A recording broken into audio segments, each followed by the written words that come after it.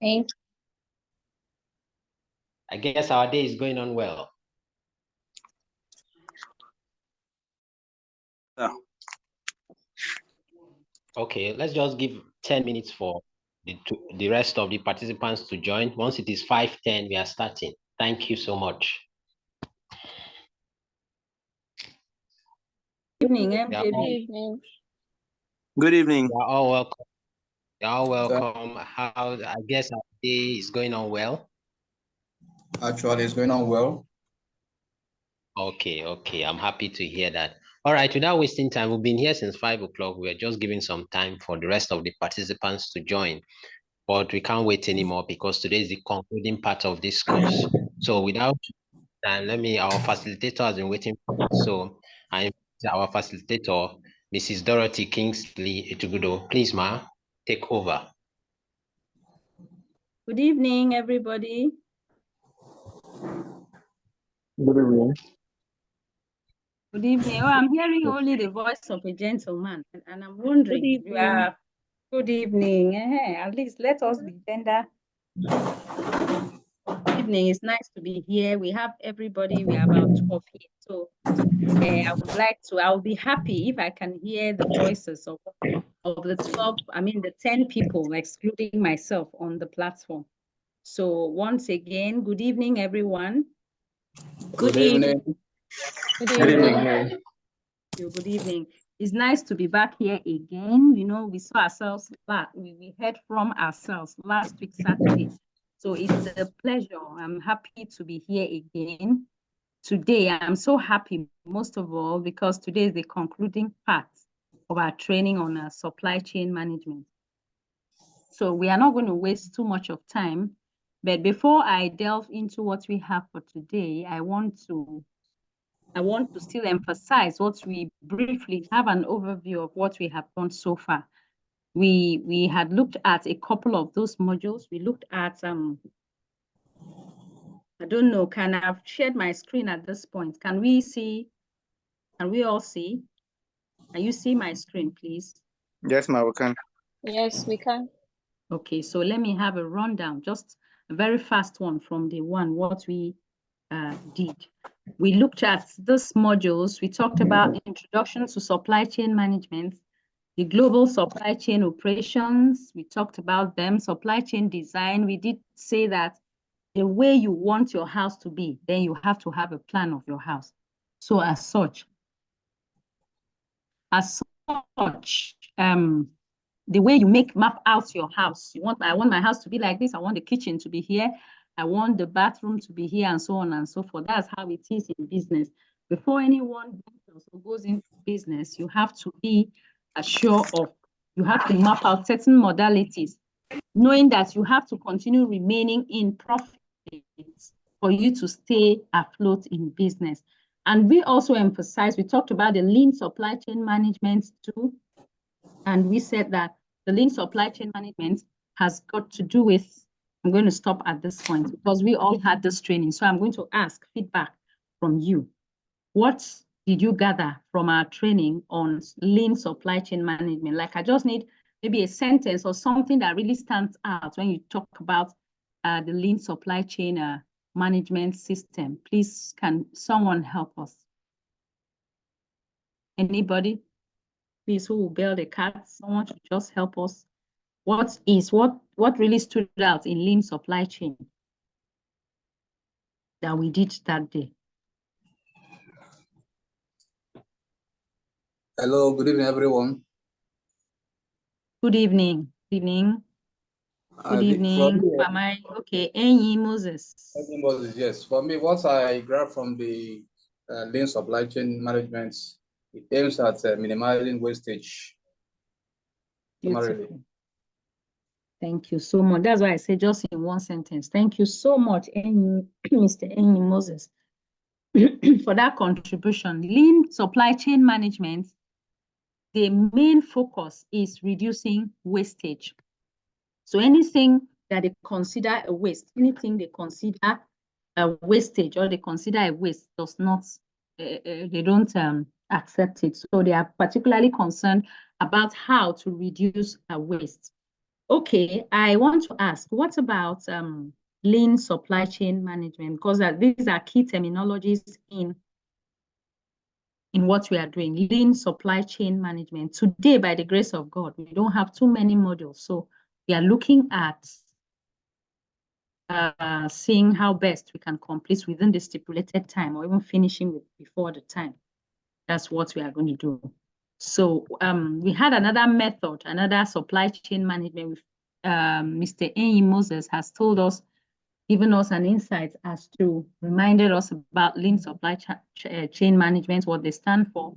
Now, agile supply chain, one thing that stands out in agile supply chain, what is the main thing that is strikingly different from the lean supply chain management? Please, someone else should help us, preferably a lady this time, so we'll know that women are also business people, inclined people. So who is going to help us? My friend, good evening. So agile supply chain focuses on Please, excuse me, please. Who is talking? Chidera or patient? Chidera, yes. Chidera, okay. Chidera, okay, go ahead, please. Agile supply chain focuses on the demand in future using a forecast tool, unlike the lean supply chain. Beautiful. Thank you so much. So I've heard from a man, heard from a woman. Thank you very much, Chidera. So lean supply chain deals with wastage, like they frown at anything that appears to be like wastage, while the agile supply chain talks about forecasting, using all the technology, available technology in place to forecast and predict how the future is going to look like. What is really striking about the two of it is in the technology. That is the word that stands out, technology. They use technology, they use all the tools within their disposal to forecast and then able to predict this is how it's going to be, this is what we are going to do. We looked at vertical integration as well. We talked about virtual integration. We also talked about vertical integration, like when you have a particular company having most of the outlets that produce a particular product. You know, they have their for example, like in a wood furniture making factory, they have the people that produce the wood. They have the factory, the site of the part of their company that makes the chair, the cloth for the chair, and the cloth for the sofa rather, for the sofa. So all these things, we learned about them. So today, we are just going to delve into what we have so we can finish in good time. Since today is the last day, I wouldn't want to keep you beyond the time. We also said that in good businesses today, they marry the two. They have a lean agile supply chain where they mix the two together. That is very, very important. So today, like I tried to just touch a little bit of this the other day. Purchasing and supply selection. I did tell you that was the first topic we're going to look at today. So from the word purchasing is self-explanatory, purchasing. For every business owner, you have to, at a point, get something, purchase. Either you buy or you get it from your immediate environment, or you order for them, just as you order for materials that will help you in your supply chain. And don't forget, like I'm still emphasizing, that a supply chain is made up of different people, different outlets with different activities, but they all work at our picture. They look at the business holistically, knowing that everybody's effort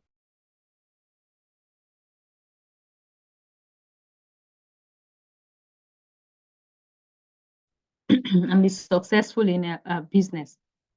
So now we want to look at purchasing. Now, what is purchasing? Like purchasing and supplier selection. Purchasing is like those of you that have entered my attended my classes, you know that I like to be very practical and bring whatever I teach to a layman's understanding. I know we are not laymen, as I say, but I like to break it down so that even anybody that has not had anything to do with supply chain will understand what we're talking about. So purchasing, yes, that word is very buying something. We all know that primarily when you say purchase, someone looks at it as you buying something. Now, purchasing is simply like shopping for a business. Like you have a business, so you shop for the business. What are the things I need? What are the things that you need to get, from a business? So just as you might go to a store to buy groceries, businesses need things too. Just as you as a personal person go and get things, businesses need things too, like raw materials, office supplies or equipment. They need so many things. So the main goal of purchasing is just to get what the business needs, when it needs it, and at a good price and with the right quality. Look at all these things put together.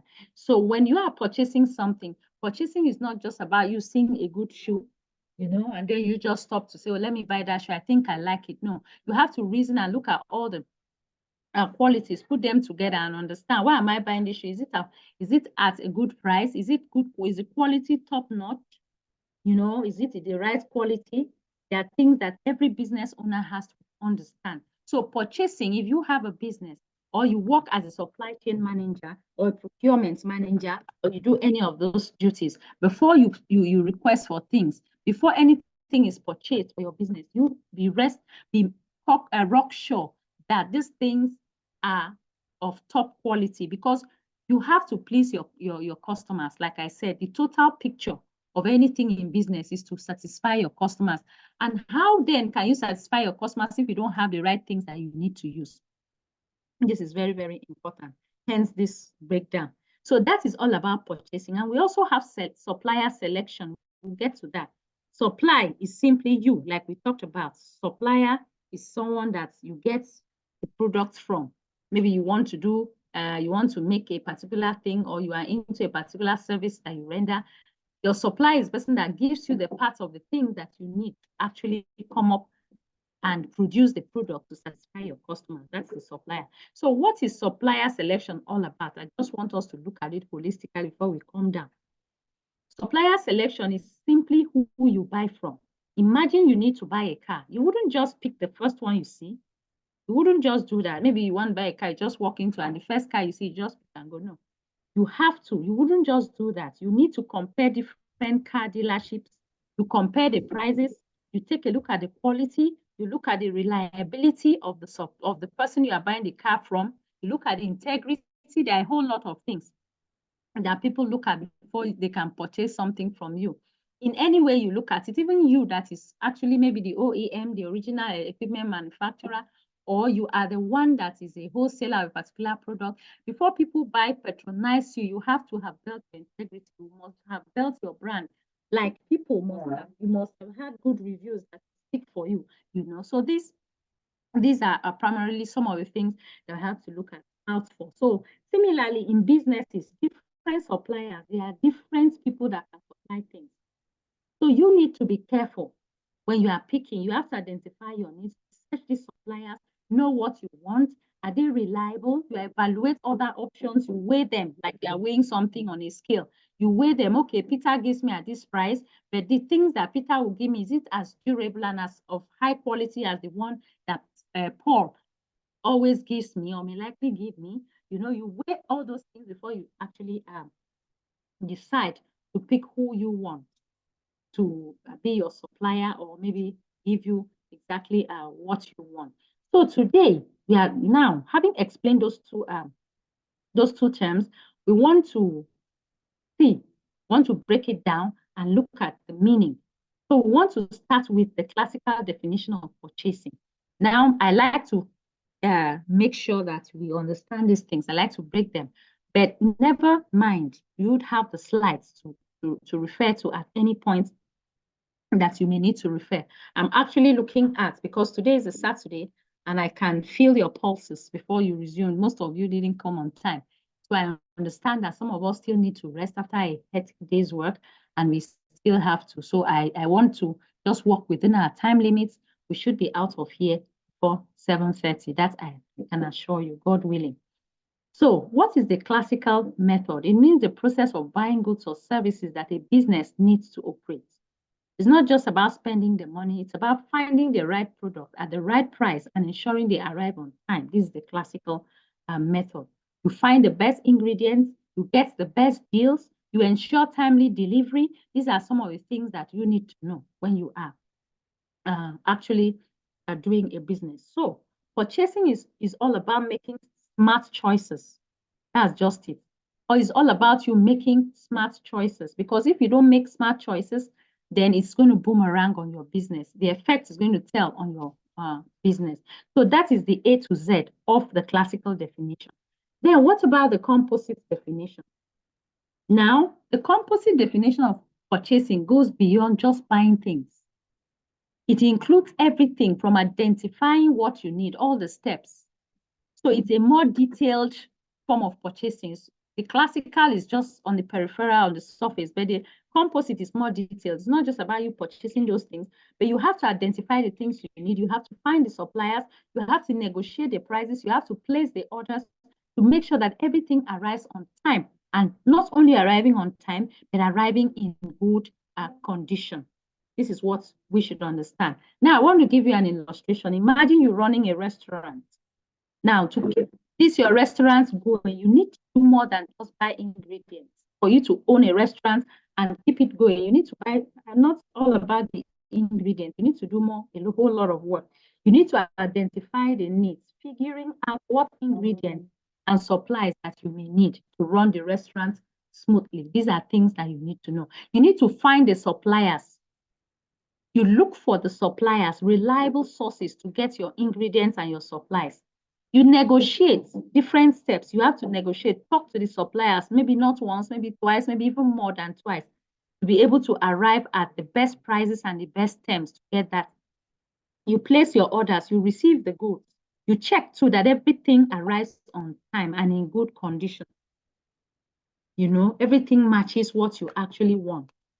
And then, aside doing that, you receive the goods also. These are things that are very, very important when we are trying to purchase things.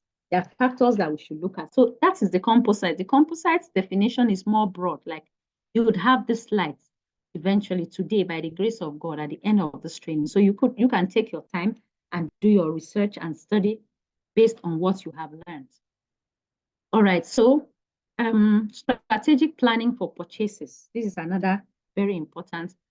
Now, purchasing managers, they have a role to play when it comes to planning for purchases, like knowing the things that is required and the things that are valuable and the things that are not valuable. Because, of course, it is this purchasing managers that actually know the things that are needed, that actually streamline the things. Maybe from every department, they can bring in their own, place their own orders, their own list of things, that materials that they need. So it has to be looked into, it has to be streamlined. The importance has to be evaluated to understand and know that, yes, they actually need these things. So the purchasing manager has to be strategic. Strategic in the sense that should plan to reach long-term goals, maybe a longer period. Look at the things that could be used for that could be of less cost if more is acquired. These are some of the things they have to sit down and strategize. It's the strategy that gives them direction, that aligns, that tells them what to do. This is okay. These are the requirements we need. What is it needed for? How many are we going to use? Excuse me. And so on and so forth. So this is exactly what the purchasing manager, excuse me, has to do. So I have a little. So please, I think we should mute our mics. At any point that we have questions, please kindly ask. You can decide to drop it in the chat box. I follow chat boxes a lot, or you ask me orally, any whichever way that suits you. You just ask, but bear in mind that I want us to hit the target and you need to rest. So primarily, these are some of the, this is exactly what a manager, maybe a purchasing manager has to do, has to strategize. Like you can see on that slide, the strategy gives direction, yes, while tactics forms the basics for handling the various battles of the day. Strategic planning is how to win the war. That's to say that strategic planning, like someone that wants to fight a war, you have to strategize. You have to look at how you are going to defeat your enemy. You have to weigh the pros and the cons, that if it comes to this, I will do this. If it comes to the other way, I'll do this. I'll do it like that. So these are everything put together is something that the people in the higher hierarchy of an organization or a particular business should always sit down to analyze and and try to understand how to put strategies in place that would be beneficial to all. So we are talking about types of purchased products.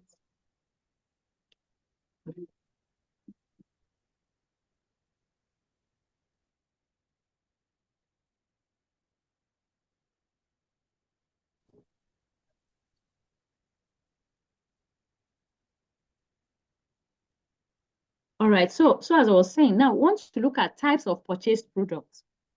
There are products that we purchase in any organization. There are things that are purchased. There are things that are very important. There are things that are not important. That's practically what this means.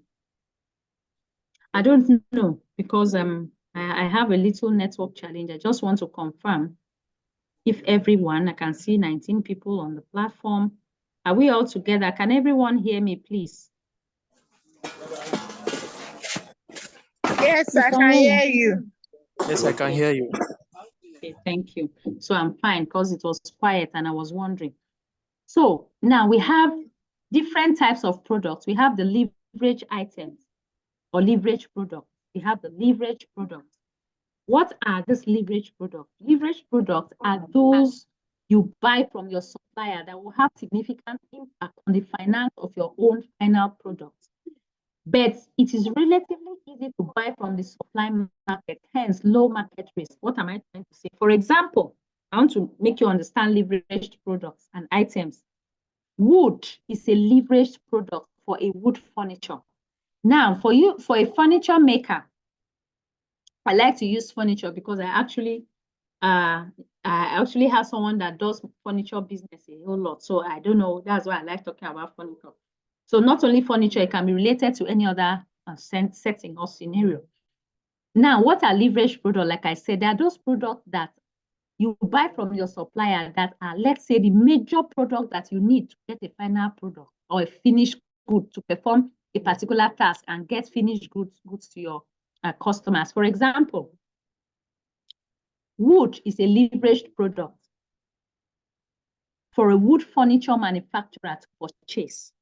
That's important. You know, without wood, there is no fun. The beginning, the A to Z of furniture is wood.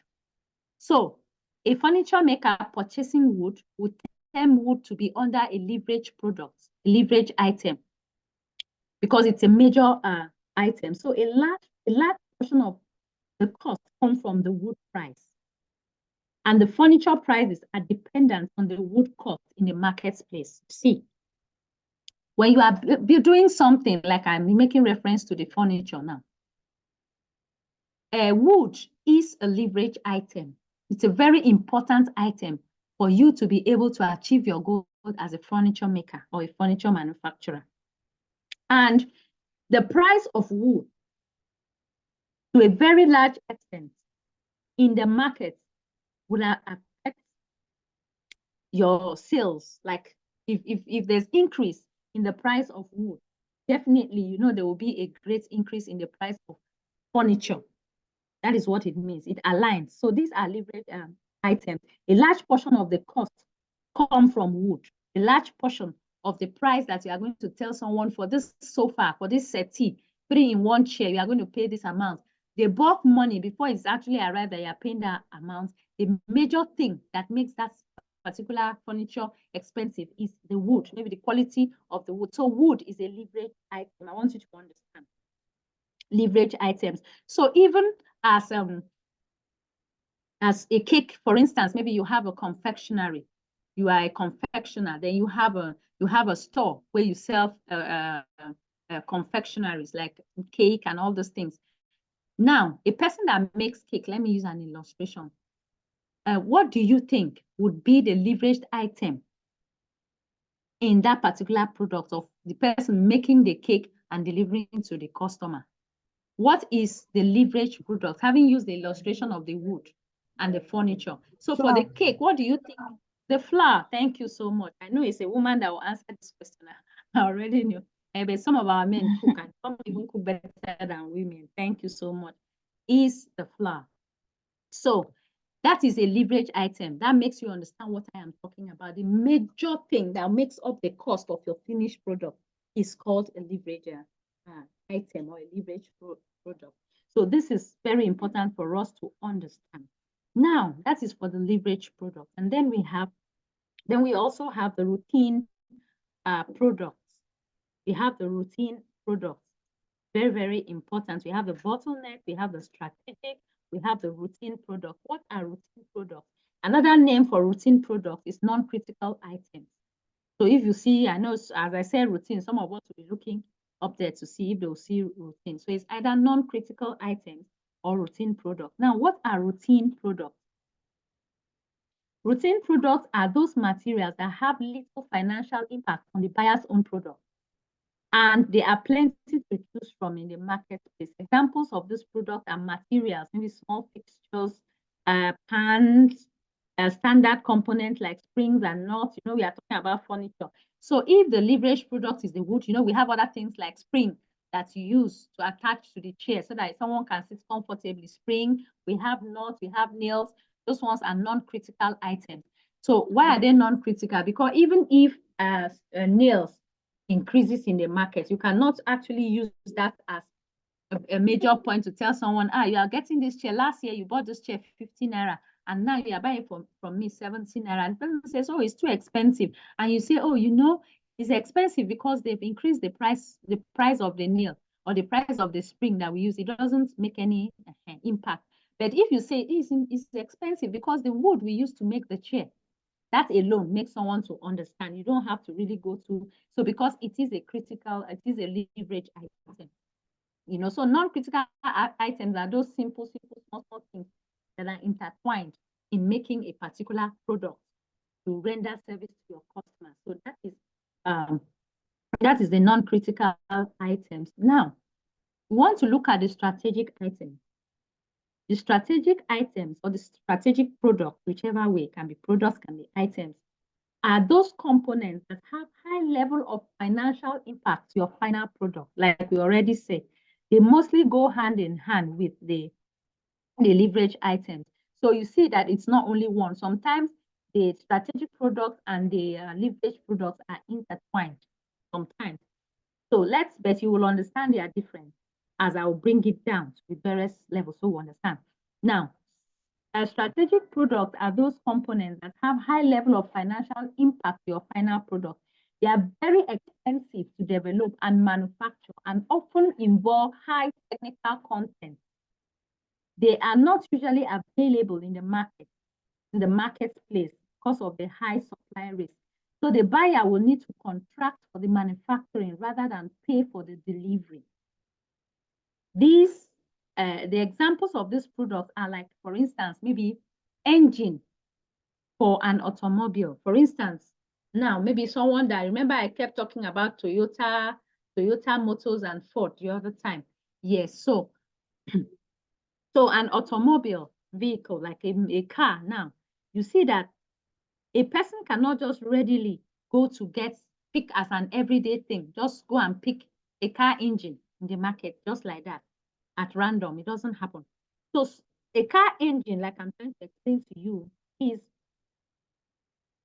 actually very important. It's a product because you can't just get it. It's a product that really impacts, and you cannot just get it like that. Most times it is on order. Most times you contract it out because it's not the normal day-to-day that you just pick. So this is very important. Now for the strategic products, I hope everyone is hearing me. Yes, ma'am. Your voice is actually. Please, are we together? Yes, ma'am.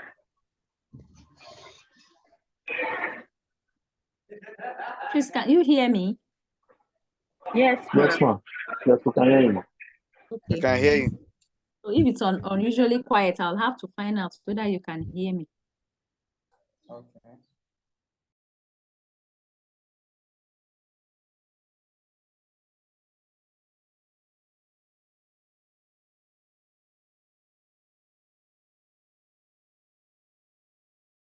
So that's practically it. So these are strategic products.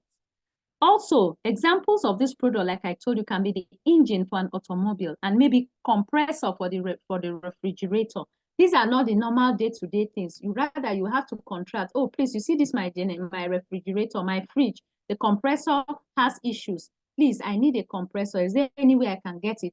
It's not something that is as easy as the normal day-to-day thing that you need. So that's why it's called a strategic product. It's a strategic because of the name. It's very important and it's not easy to get. So for instance, now for the strategic product, for you to get a strategic product, you have to have that relationship with the supplier. It's not something you just call bring. You have to, oh, please, you are into this, you are my supplier, into so thing. Please, can I have a compressor for my fridge? That's like an order. That's like a contract you are giving him. So he has to go and look for, he has to go and source for, to come and give you what you actually want. So that is a strategic product. Then we have the bottleneck products. Now, the bottleneck products are those components that may or may not cost too much. They may cost or not cost too much in comparison with the total material cost. Those little things that may not cost too much. And the supply risk for those components is that it is high. You get so many people ready to supply. It's not like the compressor that so many people, something like that is strategic. Bottleneck products are products, everyday product that you can just get. The supply risk for these components is high and the availability of the components is there. You can get it. Yes, for example, the small amount of precious metal required for the exhaust purification system. It's just like in the car. We are talking about the car. And maybe you have issues with your exhaust now, and it is required for you to use a precious metal. You need a precious metal in the bid of working with this product. So you have to get it because it's readily available. It will not pass. And the fact is that without it, this automobile, your car, will not pass the environmental standards. So you see that these things have their different weights. So depending on the weight of what the product is, you can then put it, whether it's a leverage item, just like the wood for the chair, or it's a strategic item like the engine that a car cannot function without. So it's strategic from the words, non-critical items, bottleneck items. These are things that we need to know that are important. Thank God you will have the slide and we'll get to see it down. The more it will be more explanatory when we get down to the modules that are down. So now we are going to a very, very important part, supplier selection. This is a very, very important part. Supplier selection is simply the process of evaluating and choosing the most suitable suppliers. Like I have already said, if before you ask somebody to supply something, in the supplying business, there are so many issues, especially the online method of supply. Maybe you just sit down and reach out to a supplier somewhere you saw on Facebook or online that you want this supply. There are so many bottlenecks. It may be you don't get it at the time, it doesn't arrive at the time that you're supposed to get it. It may be that it comes and it's what I ordered for versus what I got. It's different thing. The quality may not be what you actually want, and a whole lot of things are involved. So that's why this topic is involved. Is important for every owner of organization to know how to work with it. Because if you know how to select your suppliers, then that's the heart of your business. Because your suppliers, if you get the good ones, then they would help you to build your brand. They will help you to satisfy your customers. They will help you to build a credible and, be credible in your line of business. So this supplier selection is very important. It talks about how do you evaluate? Do you just pick anybody because you saw on Facebook? Or do you just pick anybody as a supply chain manager in your company? They just want something and you say, oh, my brother I remember my brother, Mrs. Taye. Mrs. Taye used to sell those things. Let me just go, Mrs. Taye, please, do you have this? Can you supply? It doesn't work like that, especially when you are working in an organization. No. Why? Because your integrity is at stake. Why? Because you want to continue building your brand. Why? Because you know that any mistake you make is an opportunity for your competitors to step up their game. So why would you want to do that? So that's why it is nice and important that we try as much as possible to select credible, competent, trustworthy suppliers who can meet specified requirements That's to tell you that there are requirements before you pick suppliers. We'll get to that. But for now, we are talking about the criteria, the things that are needed for us to be able to pick suppliers. We'll look at that. So you have to be very careful. You carefully, that is the word, select suppliers that will help you to mitigate risk, that you will not have issues along the line.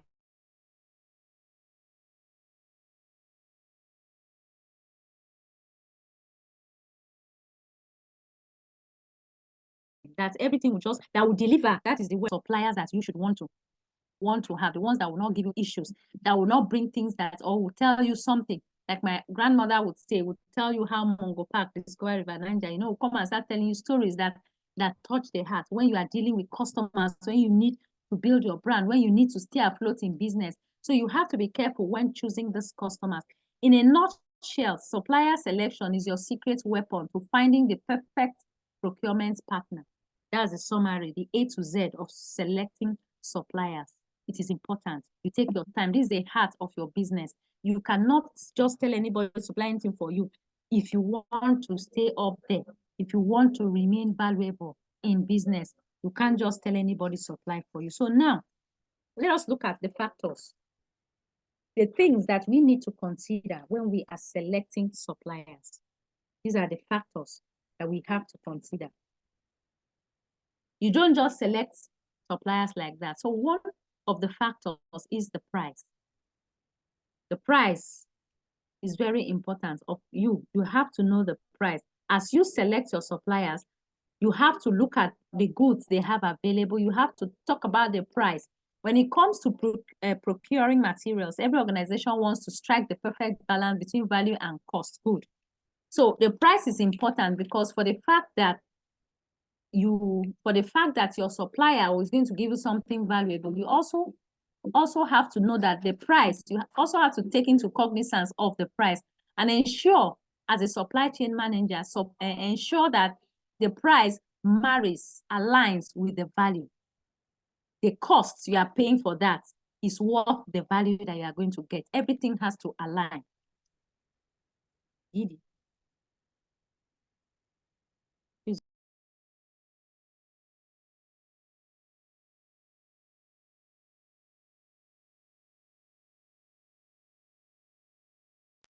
So the price is very important. To ensure that you have the best value for your money, it is important to seek multiple bids. That's to say, when you want something, don't just align with one supplier, hook, line, sinker, just, okay, you have this, okay, supply. No, you have to have multiple bids. Let other people tell you, for example, maybe you want to, okay, let's look at maybe pharmacists in this time around. I like referring to them because we have many of them.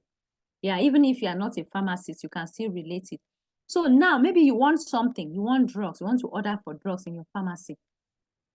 You cannot just look up to one source. You have to align, look at the quality. Maybe you have ABC. You have to keep ABC and look, okay, A gives me these drugs. Does he deliver on time? The other time he gave me drugs, the so drug was fake. Or so like that. He gave me a drug that had expired. Okay, this one, even though he tries, but the price is slightly more. Okay, the other person, you have to align and look at all those things.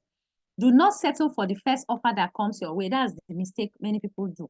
They just rush that, let me just take, maybe I'll not even see a good one. No. They just rush, settle for the first offer, and the person garnishes it and makes it very sweet, decorates it very well, and tells you, I'll give you this, I'll give you that quality, sells his or her business.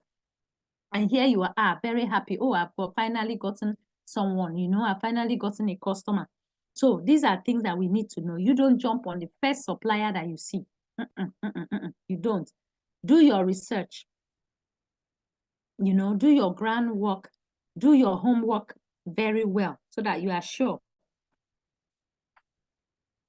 that groundwork. Be cautious of the suppliers with significantly lower prices than others. Now, this is another mistake that most of us do. We want cheap things. Cheap. I do it too. So it's not as if everybody wants to save some money in the cost of buying things. Like this MJB management, maybe there are integrated services. Maybe there are other options you may have seen. Okay, because anything goes. Anybody, maybe from anywhere, just say, okay, come around, let's do this.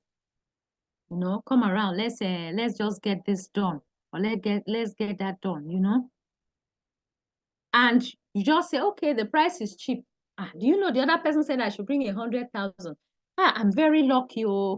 I'm getting somebody that is saying I should bring 50,000 for the same thing. See, that means they would have cheated me. Don't just jump into conclusion, because I tell you the truth. I tell you the truth from experience.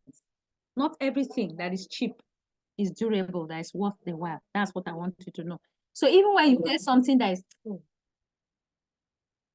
even when you get something that is a lower price, the quality might not meet your standards. Take note of that. So most cheap things where the standards is not in all cases, but in 75% or 80% cases, you may just want to do so that you can maybe get some money left over, some pots or some kind of things. But have you taken time to think about the effect of that thing, the value of what you are getting? Clearly communicate your requirements to potential suppliers. Let them know the quality of what you are looking for. Let them know what you actually want. Let them know what you actually want. That is very, very important. So that they don't go and give you something that you will not need, or something that will come and put you in trouble, or something that will not be useful to the organization. So these are things you have to take. Communicate your requirement. Let them know we want this size, we want this specification, we want preferably like this and like that. Spell it out clearly. As a procurement manager or a person that is a supply chain manager, you need to know, you need to have an overview of this technique.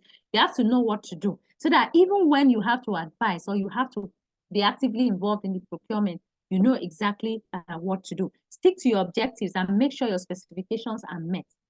No matter what, do not cut corners. If you wanted excellence, like you paid for excellence and you actually wanted excellence, and they are bringing you very good, and they are trying to tell you that, oh, you said you wanted Milo, but we don't have Milo, then we're able to produce Bonvita, or we're able to produce something else that is of low quality. Please do not just accept it. Why? Because you have built relationship. You want to please maybe based on your relationship. You don't want to have issues. Okay, let me just collect it. Okay, if you do that, it's not going to speak well. So these are things that we really need to take into cognizance when we are picking suppliers. Carefully read the quote and its proposals from the suppliers. Read everything.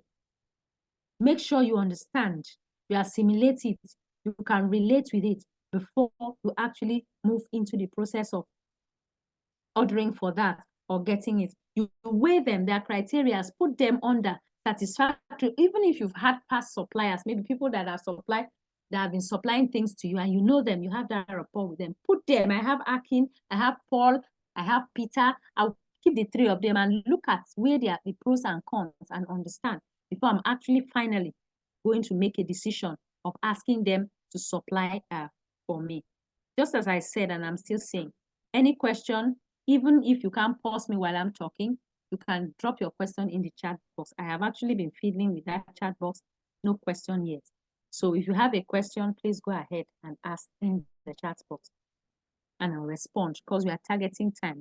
I don't want to keep you more than, like I keep saying, I need you to rest after a hectic day. So we want to also check the quality. We've talked about the price. So now is the quality. Quality is a very, very important factor that can keep you in business. The quality of the things that you sell, the quality of the things that you produce is very important. So if you want goods to be supplied to you,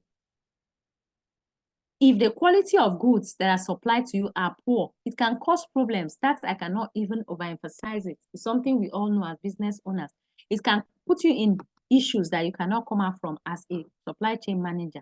So no favoritism, no my sister, my brother, no sentiments when you want to go into purchasing. Just ensure that what you want is quality. That's why they say don't mix business with pleasure, or don't try to please someone to the detriment of your business. So it is essential to take a step back and carefully evaluate the quality before making a decision. Sometimes you can even ask for samples, like I want to say.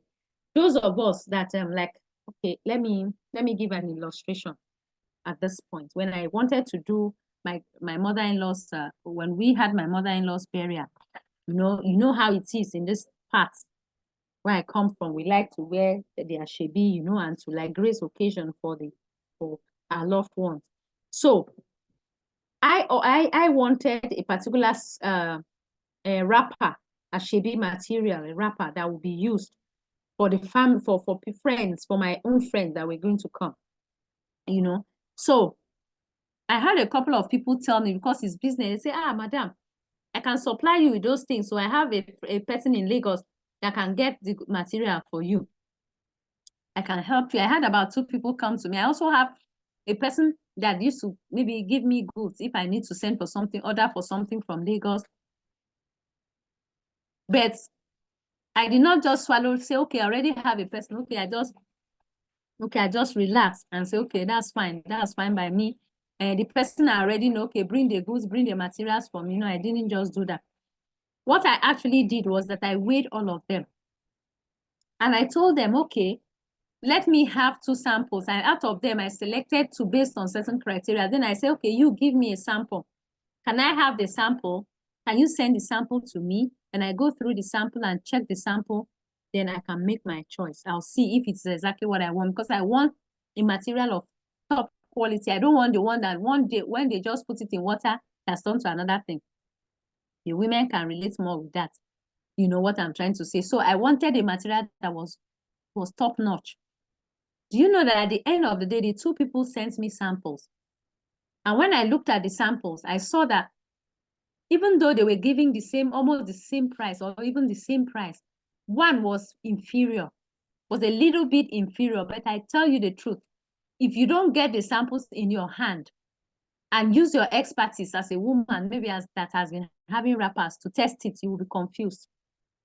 Because the 2 had the same design, the same color, the same everything. But the only problem is that if you are a specialist, you know that the other one, the weight is lighter. That one is more of the paper kind of wrapper, while the other one has weight, has life.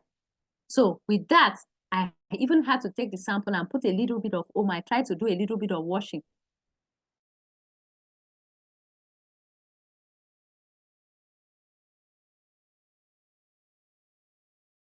I brushed and squeezed one. I saw that I still remained the same. But when I attempted to do the same thing on the other one, it was giving me some that. Yeah. So finally, I agreed and decided for the one that was better. So these are some things that we need to know. Check the price. The price to be considered. Check the quality. And then let's look at the next one. Consider their customer service. Consider their customer service.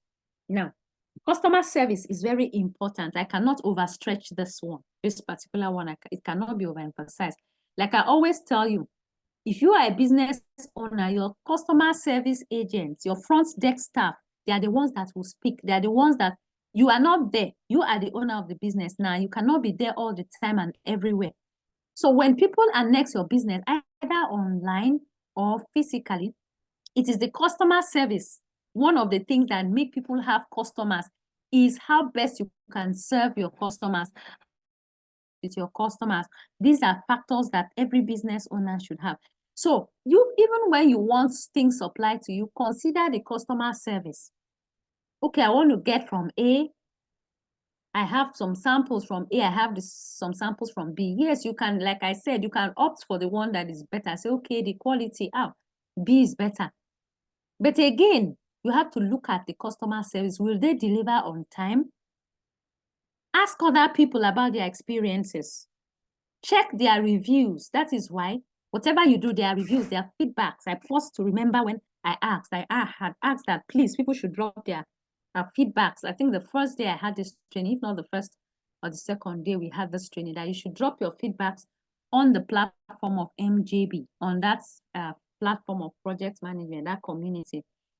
Drop your feedbacks. If you had a nice time with the lesson, if you learned a lot, if you did not learn a lot, if the teacher was just talking and you don't understand anything, holistically, I asked for that. But unfortunately, will I say, and saddening enough, I have been checking. I haven't seen anybody drop their platform.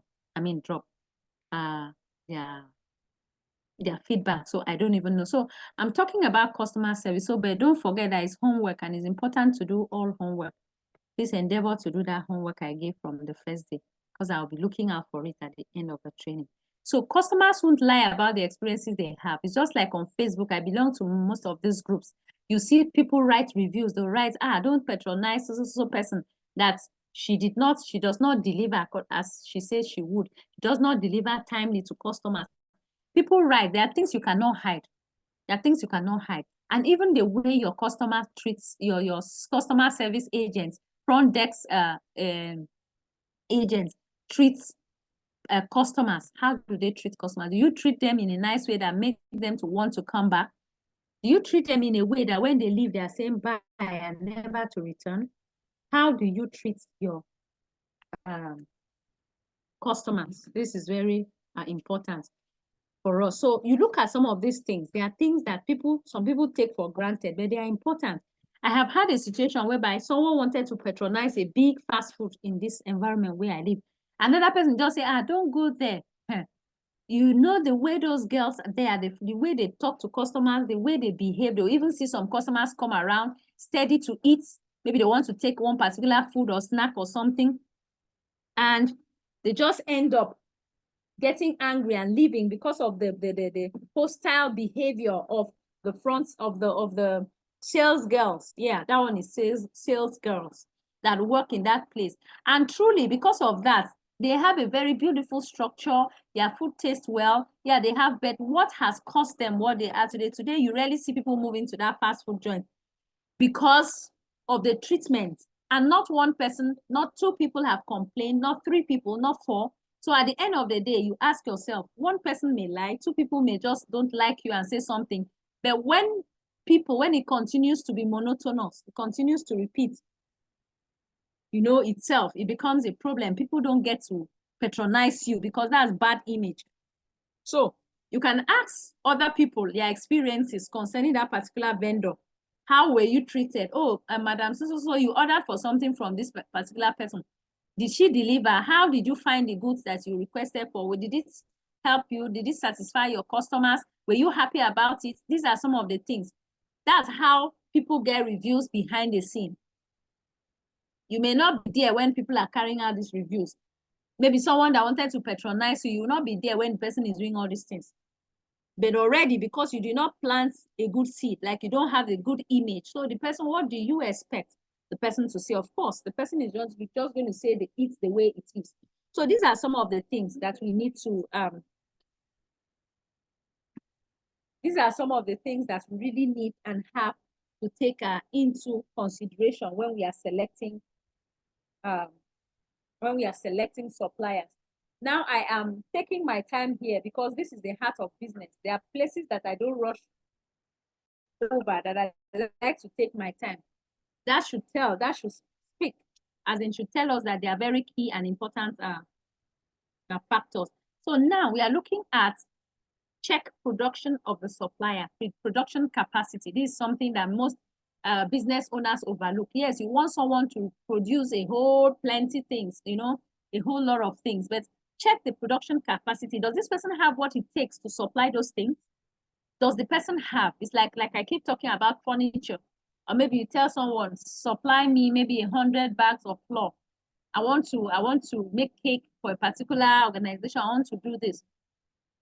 You have said what you want, and the person can be very, very happy. Say, yeah, I'll get that, I'll supply that. Oh, the person will be happy. But at the end of the day, does the person have the capacity? Does he have what it takes? Especially sometimes these businesses are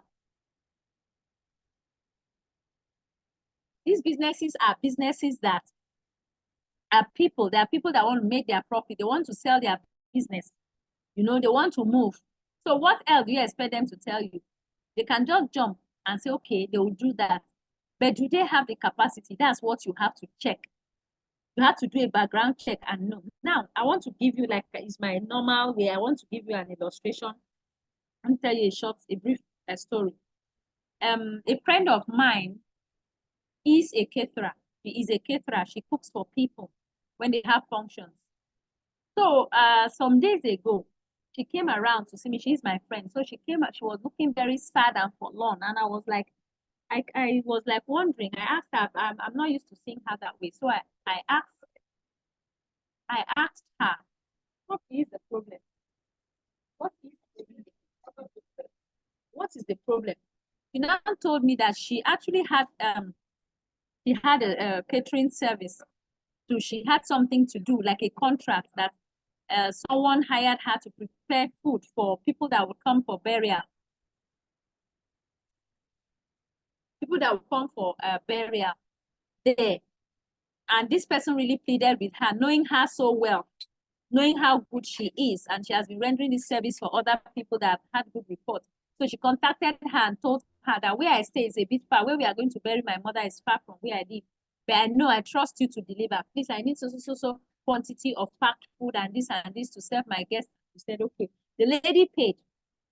Now, she made a mistake of not doing her background check. I'm talking about, does someone have production capacity? That's what I'm talking about. I'm led to this story.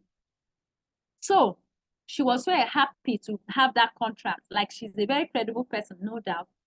So she now hired someone. She now looked for someone that rears bird, that rears chickens,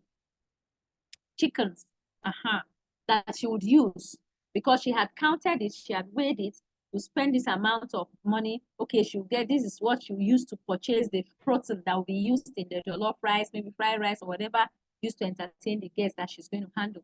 So she actually did something wrong. And what was that she did wrong? She did not know the capacity of the woman. She didn't know, because the woman was not rearing birds in a very large capacity. She was just starting the business and was just doing small, gathering it. She was just trying to put two and two together to stay afloat and all that. So if she had taken time to go to the woman's poultry, to see, oh, I can see, the birds the woman rears, and be sure that, yeah, the woman will be able to give her that number of birds. I think about it, either 60 or 70 birds. That was a large quantity to be able to host the whole of, more or less, the whole of that village, because her mother was a titled chief. So she now called the woman. The woman was excited. You want 70 birds? Don't worry, I'll get it for you. And this is the price. She was already done with that. Like, she concluded. The woman answered, but the only thing you have to do is to add some money so that you can top the price of so that I can buy more birds, because you are not taking it the time we have agreed. Say you will take it some days later. So you have to add money so that I'll buy feed to feed the birds for those remaining days, which the lady added. I think she said she added 10,000 or thereabout for the feed, or 20,000, sorry, for the feed. That's what she did. So, but surprisingly, when it was close to, this burial was on Friday, and as at Wednesday, that was when she came to my house, almost crying and looking so downcast. And when I asked her, she now told me, do you see what is happening to me? That woman just called her now and said that the place was hoping to get more of the birds to add to what she had disappointed her, that she does not have enough. I mean, something that you are using on Friday. And as a caterer, not only the protein, you have to dive other preparing the food. So your mind, but once you pay for it, you ask someone to supply, your mind is practically out of there. You're pursuing other things because you feel that you've concluded that aspect. She came and I gave birth. This woman disappointed. I cannot afford to fall my health. I cannot afford to do this. I've come, I cannot just afford. That was where the whole thing, she felt very bad. So why am I giving that illustration? I blamed her. I told her you should have found out whether this woman actually birds in large quantity before you attempt to ask her to bring it. But that time it was like medicine after death. I think, I don't know. However, I've not gotten back to her. I don't know how she sorted the whole situation. So I'm telling you that story so that it will emphasize the aspect of production capacity. Always do a background check. Find out if your supplier has enough production capacity so that you will not have any interrupted flow of what you want, or so that the flow will be seamless and you can meet your customer's demand. This is important. Check their technology and innovation also. Check their technology, check their innovation. What do I mean by that? It's very important. It's very important for you to understand.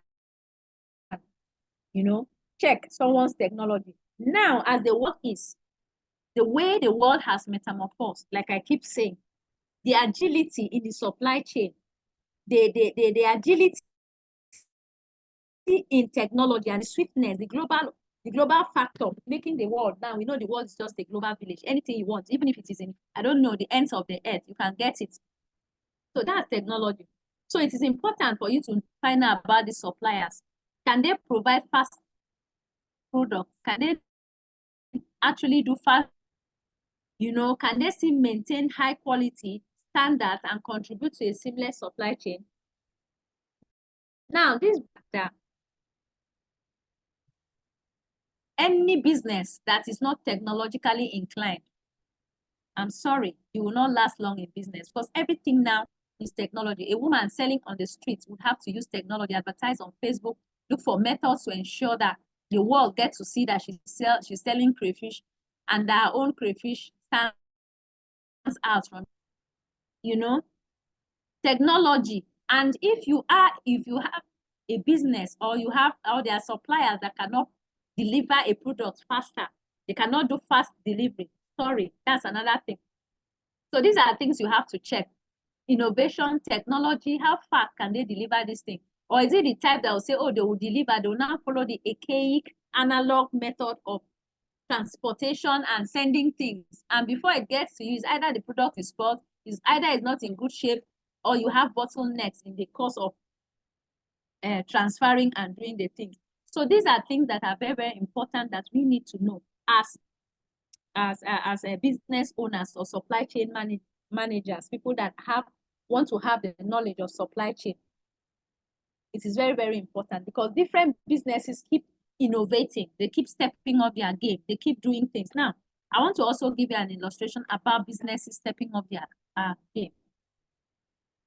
If you follow the traditional and analog way of doing things, then it's just like even in a school business, you see schools that sprung up, that the children are introduced to technology, they're introduced to computer-based tests, PBT tests, maybe for WIEC, and or business centers, even tutoring centers that have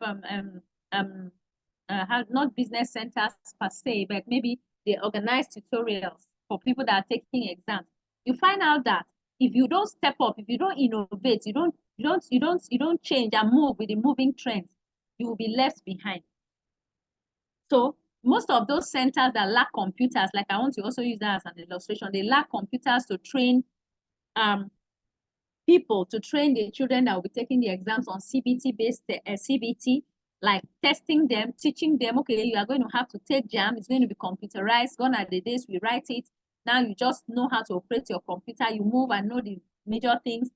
They practice it, they step up their game, they have computers around in the system, they move.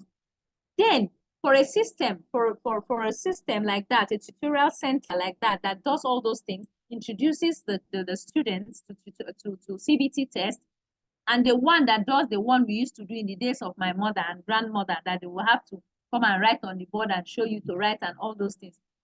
At least you can understand which one will be more profitable, or which one will do well, will do more in business. Please, someone should just respond so I will know that we are together. Which of the two do you think that will do well in the in that particular business? The one with the analog methods, or the one with the digitalized methods? Which one? Which of them?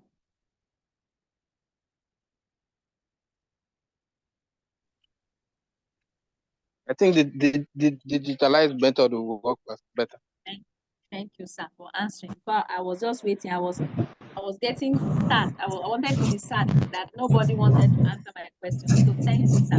So that's practically it, the digitalized one. So if you don't move with the times will move with you, and you'll be behind. That's all the truth of the whole matter. So, okay, thank you.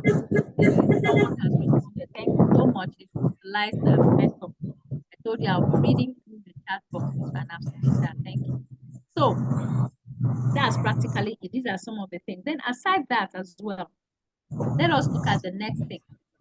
Aside all these things, you may think that yes, you have jumped it up, but we have other factors. Recommendations from other people that have handled that business, other people that have served, that you have rendered service. Now, excuse me, let me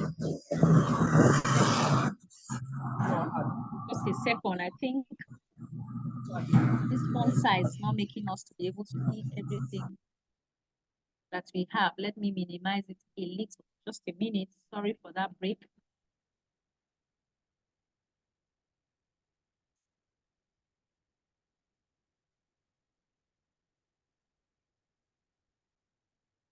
All right, thank you. So as I was saying, recommendations from other people is very, very matters. It matters. I know and I believe that even on this platform of pharmacists from MJB management and integrated services that are our customers or the customers of MJB or this American Institute of Supply and Transport. Now, not all of you came straight from the Facebook page, maybe when the ads is done.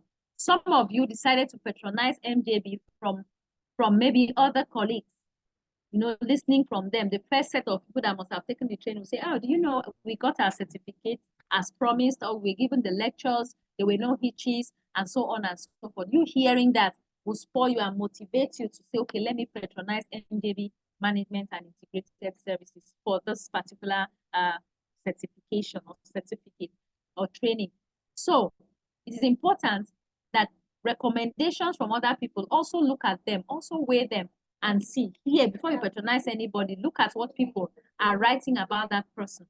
Are they complaining? Are there so many complaints about the people? Are there so many things?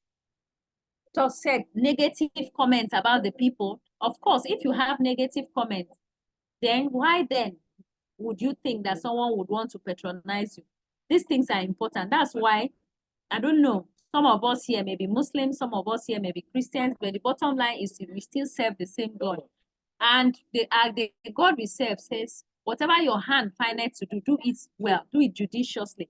So if you are a business owner, it's telling on you, the recommendations of people. There are things we call reviews in MJB management integrated services, in Andy Smart Solutions as well. Andy Smart Solutions that I work with, I do most of the health trainings for, and BCC UK.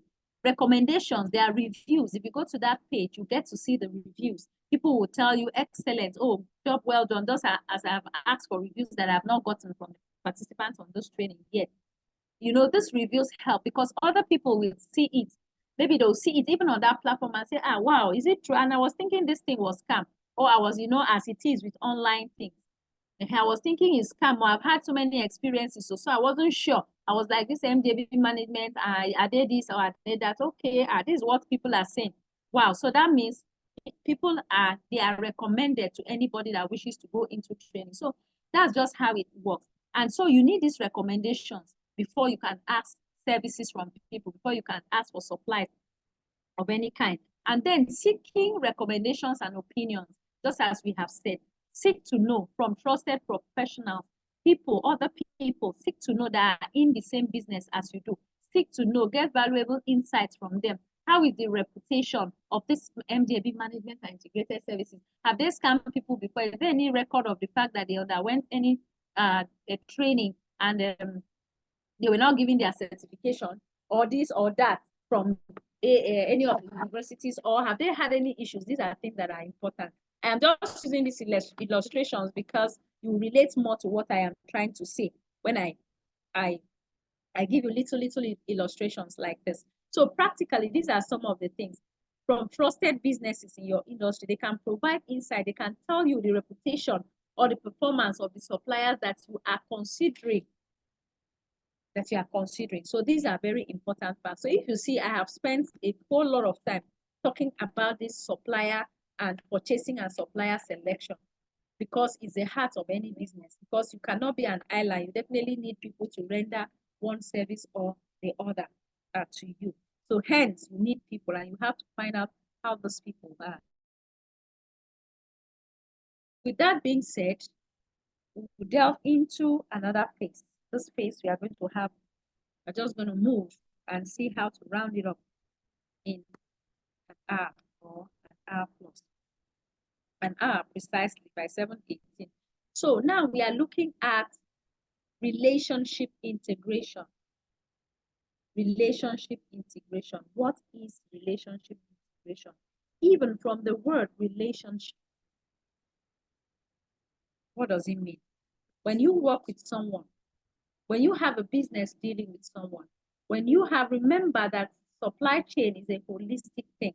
Is you working together with people to ensure. Yeah.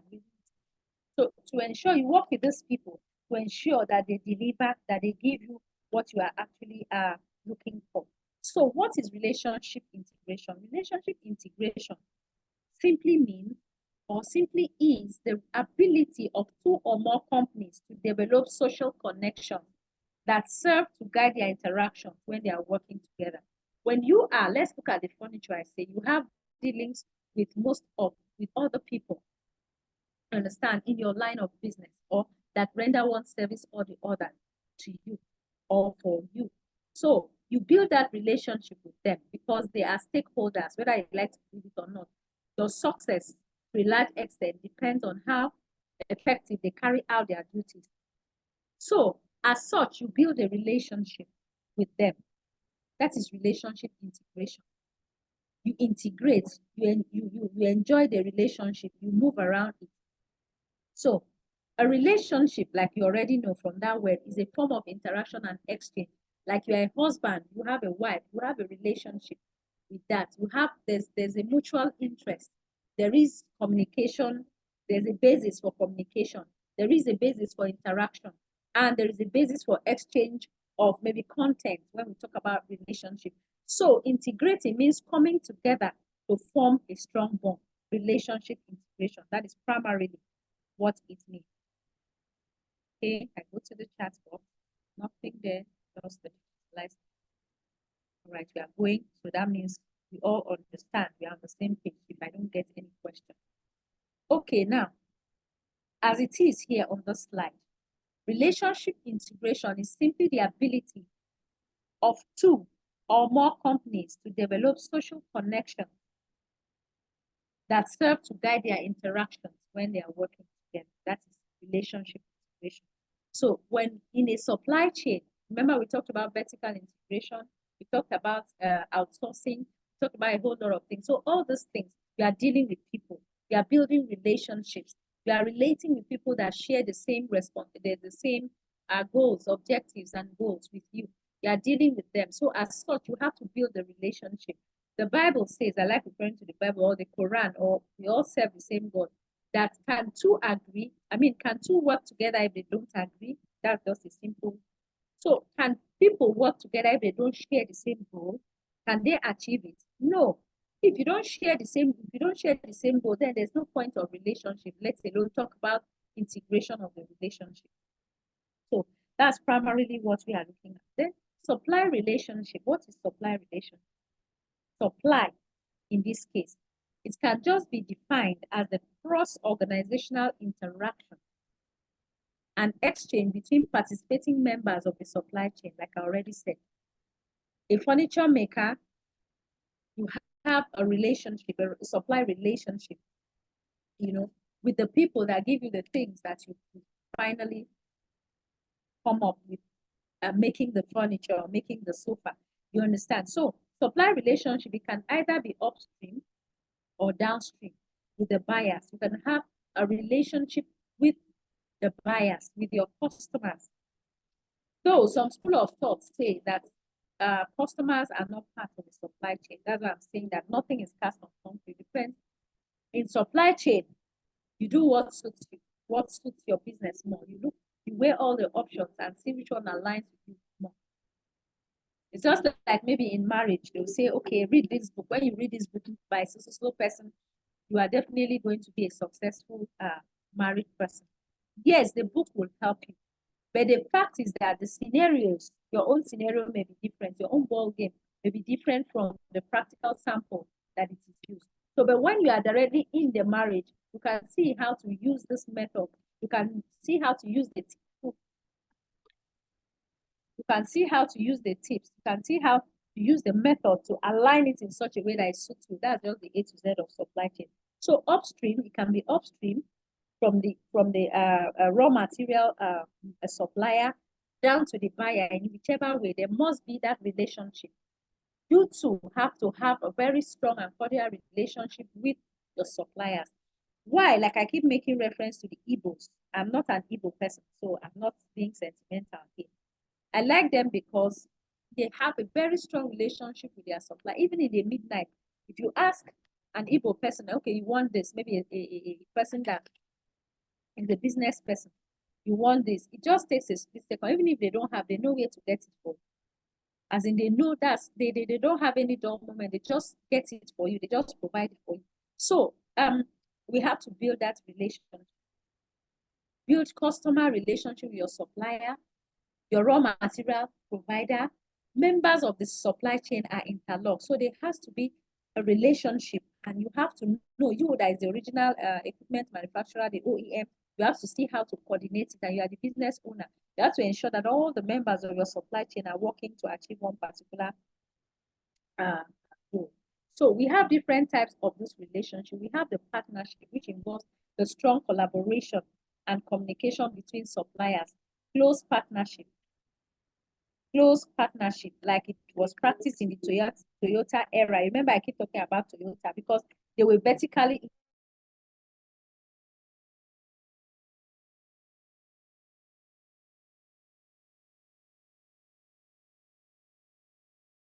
integrated. Like they did not follow the Ford method. They decided and they made sure that they were able to capitalize on the weaknesses of the Ford motors, of the Ford manufacturers, Ford led manufacturers. They built on it to make theirs better, to stand out, to get a better hold, grip on the automobile industry. So close partnership is very important. The strong collaboration that you build, like the Toyota practice, they built a very strong collaboration with their suppliers.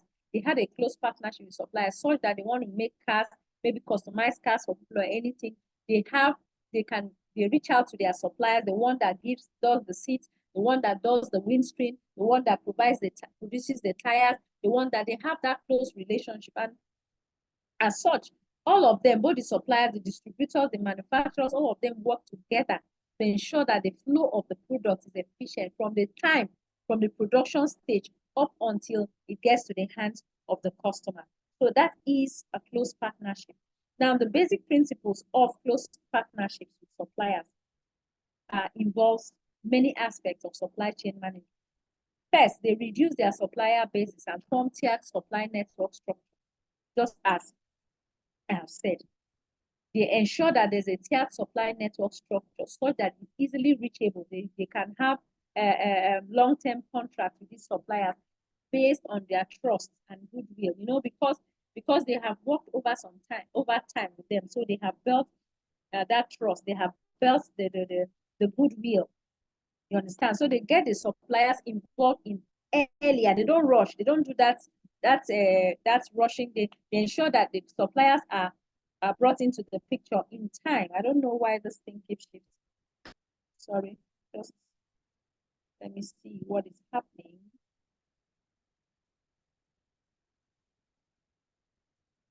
All right, so they get suppliers involved, like I talked about, and they made use of just-in-time production system. That just-in-time is what just-in-time production system, that they just produce something at the nick of time when someone needs it. Like someone says, I need maybe two Toyota cars, I need this specification, I need this. They get to work immediately. Why? Because they already have built that close partnership with their client, and they can reach out to them and tell them and give them the time frame for them to get that thing done.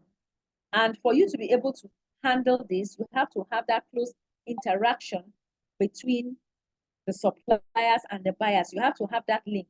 You have to, because the buyer has to tell you as the manufacturer, give you time, like Prime Minister, I want this. How long will it take you to get me this car, for you to produce this car, this Toyota car? They'll state it, then they'll begin to get to work, and they'll give their their raw materials producers and suppliers time also to source for these raw materials, and they'll get to work. So you see that in anything we do in life, collaboration is effective, is necessary. Now, what is the success factor of this close partnership? The nature of competition, the nature of completion, the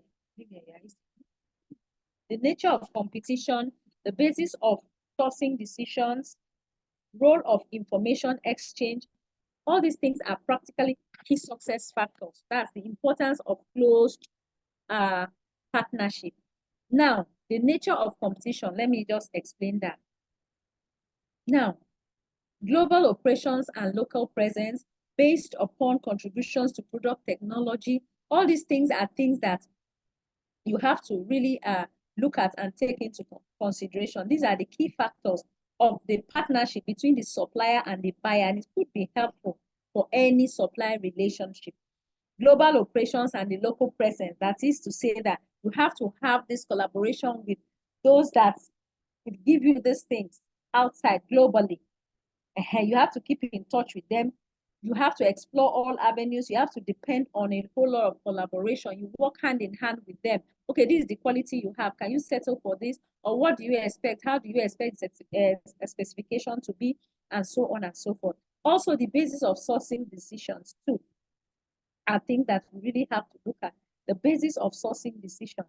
And I must at this point tell you something, like I have already said, that trust is very, very important in any business. Trust, T-R-U-S-T, is very important. When people trust you, it is easier for you to make money. When people trust you, it's easier for you to maintain your brand. Why? Now, I keep making reference. I want to relate it to what we are doing. MJB Management and Integrated Services. If you, as a participant on this platform, you don't trust MJB, you cannot pay money for this training. And like I said earlier, online stuff, you know how it works. There are a lot of things going online. Technology has brought many risk factors, scam, a whole lot of terrible things. So no, because of what is happening, nobody knows who is who anymore. So you have to build your trust for you to stay afloat in business. So most of these things, like we are talking about, these are the advantages or the key factors, the things that stand out in close partnership. Management of capacity, delivery practice, dealing with price changes. They can easily, align because they have a close partnership. They have a good collaboration. They can deal with, and they can work under pressure. Depending on the level of pressure, they can work under it. That is close the partnership. We also have another one. They all have the advantages, and also they have their disadvantages as well. They have their advantages, like I said, and the disadvantages as well. So another type is the strategic alliance. That's another type of relationship. Another type of relationship in business, strategic alliance, which is defined as an informal or less formal between two or more companies with a common business objective. Now, the word less formal here tells you something, that the other one is more of a formal setting. But this one is, you reduce, like you lose guard a little. I don't know how to explain it for you to be explanatory for you to understand. It's not as formal as the first one that we saw, that we looked at. It's not as formal as that. And under it, we have strategic alliance. Yes, we have different structure. They usually take one of the three structural types that we are going to look at. Different types. And this strategic alliance, they are seen as a manifestation of different strategies,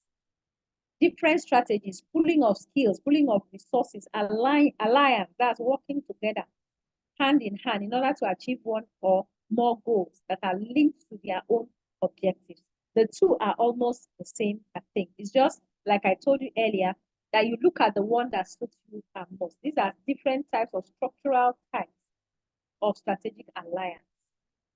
In terms of structure, how is it? What kind of structure? In terms of structure. Now, The horizontal alliance is between companies on the same level, horizontal, like a sleeping line. You know what a horizontal, mathematicians, you understand? A horizontal line is like you sleep at night. That's a horizontal position. You stand up, that's a vertical position. So we have the horizontal alliance, which is between companies on the same level. It's between companies on the same level of different supply chains. That's companies of different supply chains. That is to say that companies, different companies, this one does another thing on his own, this one does another thing on his own, but they have a different supply chain. But these different supply chains are on the same level. This is inter-channel alliances. Like, this is what I mean. Like, I am into, let's look at the Toyota and the Ford. Now, I'm into vehicle production, maybe the Toyota and maybe the Ford. They can come into a form of alliance. You understand? Such that the supply chain person that is the supplier, a member of supply chain for the Ford, and the one as a supplier for the Toyota Motors. Don't forget, they are all in the automobile industry. So they have a form of alliance. They work together. They are on the same level of their different supply chains, but they are on the same level. So they form that alliance. Why? Because they are looking at the total picture. This one can help this one. This one can help this one. Okay, you don't have, you can provide. Okay, I don't have the materials. Can you show me where to, like that? That is just it. Then we have a vertical alliance as well. That is between firms on the different levels of the supply chain, which are also referred to as inter. So the nutshell of what we have the lateral alliance as well. You know what's happening.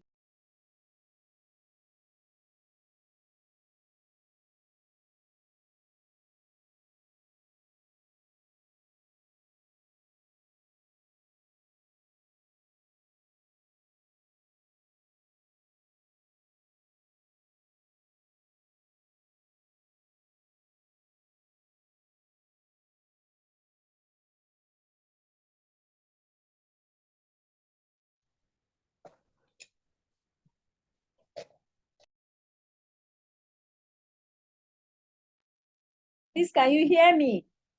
Ah, Jesus. Hello. Yes. Okay. I think I had issue. So, all right. So now, 7:10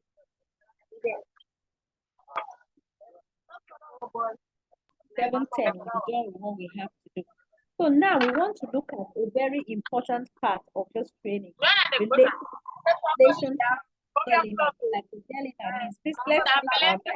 Because some people are actually talking, they are disturbing us. Let's meet our mics. Or MJB, please kindly mute the people that their mics are interrupting us. Thank you. Okay. So now I want you to understand this dilemma. What is a dilemma? Like someone would say, I am in a dilemma. I'm between the devil and the deep blue sea.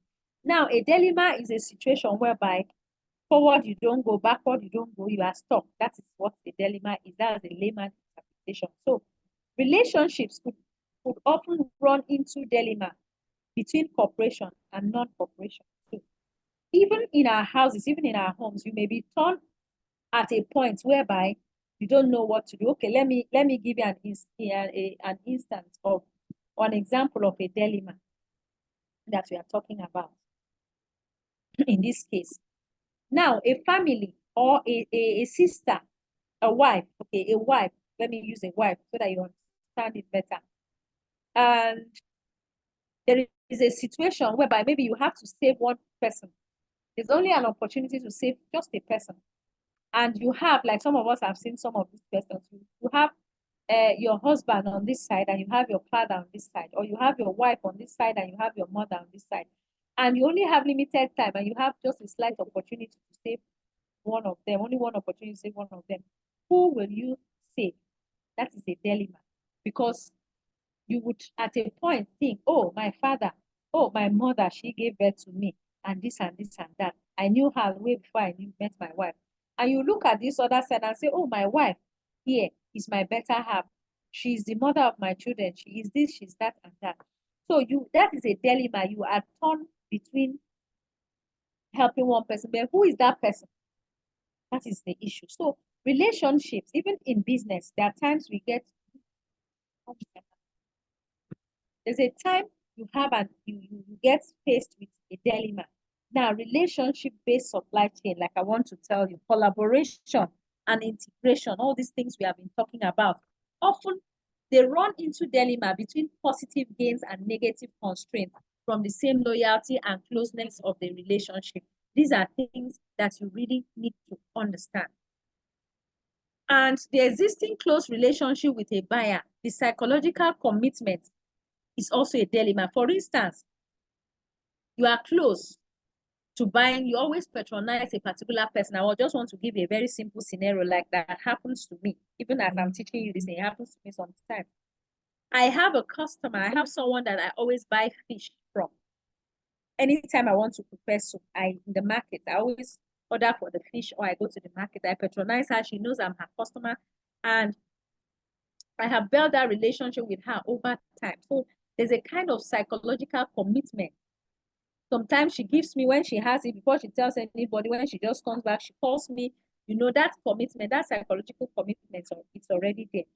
So you find out that even when sometimes the woman does not have the fish that is up to your own quality, I'm using like my own now in this case, my own example. Sometimes she doesn't have the fish.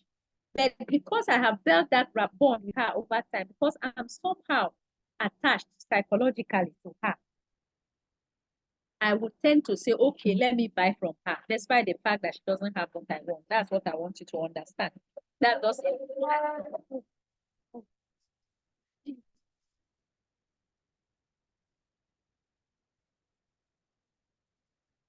So as I was saying, so these are some of the things. So you'll be taught as what to do. So it could be a major constraint for the supply chain to engage with better suppliers when opportunities arise. Because I have known Mr. Uchenna. Mr. Uchenna has been supplying me all the raw materials for this manufacturing of this sofa. Mr. Uchenna has been there all the time, you know, has been there for us, for me. Excuse me. Sorry for that. I have a little cough. So Mr. Uchenna has been supplying me the raw materials, has been giving me the wood over time. I've not had any excuse from him like that. It will be difficult for me to be able to align to another supplier. It is because I already have that psychological commitment to him. And because of that commitment, I may not even take time sometimes to even find out whether what he actually has is worth me buying or not. These are things that are very, very important. So I'm going to further explain and illustrate this relationship dilemma in this example that I'm going to use. So just sit relaxed and understand it. It's technical, but understand it. Now, there is something they call the prisoner's dilemma. I want you to understand it because you can relate it better to what I'm saying. Prisoner's dilemma. Now, the first dilemma in this particular situation is we are looking at three relationship dilemmas in order to have a thorough understanding of what I'm talking about. Number one, two suspects. I want to give you an illustration. Just sit down and reason with me. Two suspects were arrested by the police. Two people arrested by the police. And the police have insufficient evidence for a conviction. The police, they don't have enough evidence that they have arrested these two prisoners, not prisoners, suspects, as at that time, they arrested them. And the police don't have enough evidence for a conviction to actually convict them that they have committed a crime. So you know what the police did? Now, the police now separates them into two different places, keeps suspect A here, suspect B there. You understand? And having done that, now the police now visits each of them to offer them the same deal. You know, police do a lot of that. Now kept this one here, kept the other one there, separate places, so that two of them don't even get to know what they are saying or see themselves. Because you know they don't have an evidence to convict these people that they've actually committed a crime. They now separated them, put them differently in two different places, and interrogated them, offering them the same deal, telling them that telling a prisoner one, if you testify against the other person, that is, if one of the prisoners testifies for the prosecution against the other person, and the other remains silent, there are two people now, they go to A testifies against the other person and says, this is what that person did, or it was actually the other person that did this and did that. This is what the person divulged the information. And the other person remains silent. That's the first person breaks the rule, the brotherly rule, opens his mouth and says what actually happened. We are not looking at it in the logical aspect, to just look at it in the supply chain aspect, because it's actually wrong. But we want to look at it and align it to what I'm talking about, so that you'll understand the dilemma in supply chain business. So when the police does that, the first person defects while the other person cooperates. Now the defector goes free. The person that spilled the beans, the person that said it, that said what happened, because it's a deal. They have offered him a deal that if you can just tell us what happened, if you say the truth, we'll let you go. So that person A now defects, now decides to say the truth. They now went to B to see whether B will also say the truth. But on getting to B, B cooperates. As in B remains silent, refused to break the brotherly code, refused to open the mouth and say what actually happened, what they did. In that setting now, because it's a deal, the defector, the person that spilled the beans, that said everything, goes free. And then the silent accomplice, the other person now receives the full 1-year sentence. That's the first scenario. That's one. That's the first dilemma we are talking about. The person decides to spill the beans while the other one does not. So the person that says it goes free. Then the other person that remains silent and says, no matter what, I'm not going to say what happened. Because the person was thinking, they are not in the same place. The person was thinking that the other person will not talk. That, oh, the way we are, our brotherly code, there's nothing they will do. That person will not open the mouth. But he does not know that the other person has already broken the code. So because he remains silent, he's bearing the brunt and he's suffering the punishment that would have been for the two of them. You understand? That is in a business. Sometimes it happens. I'm going to relate that to what we are talking about. Now, the defector goes freely and the silent person is given a jail sentence, 1 full year jail sentence. Now, if both of them remain silent, they go to A doesn't talk, it cooperates, they go to B too does not talk.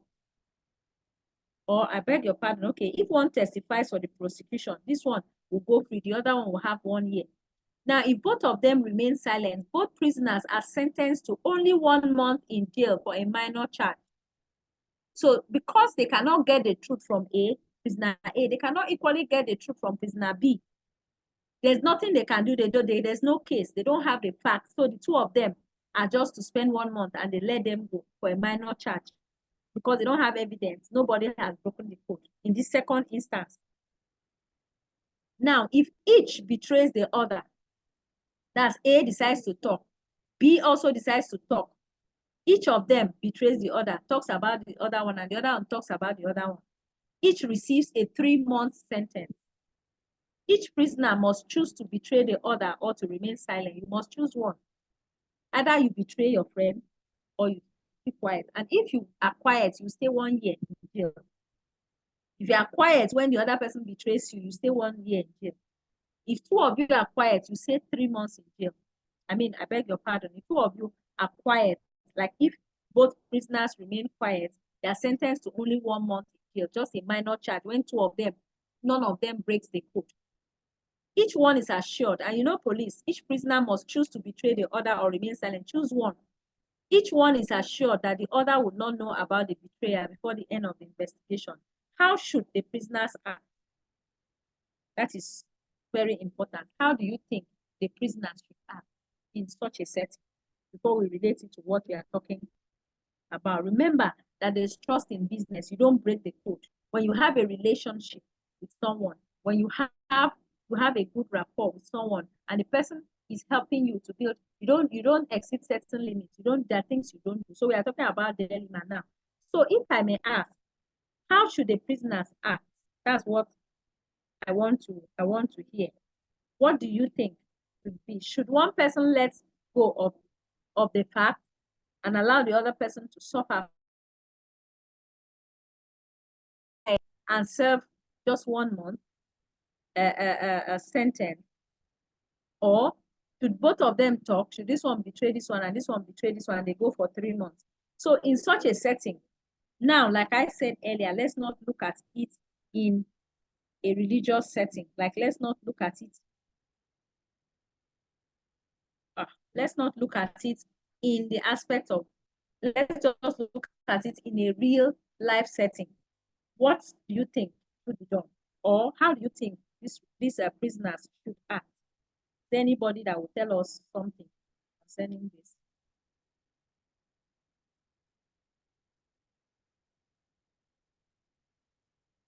Hello, house.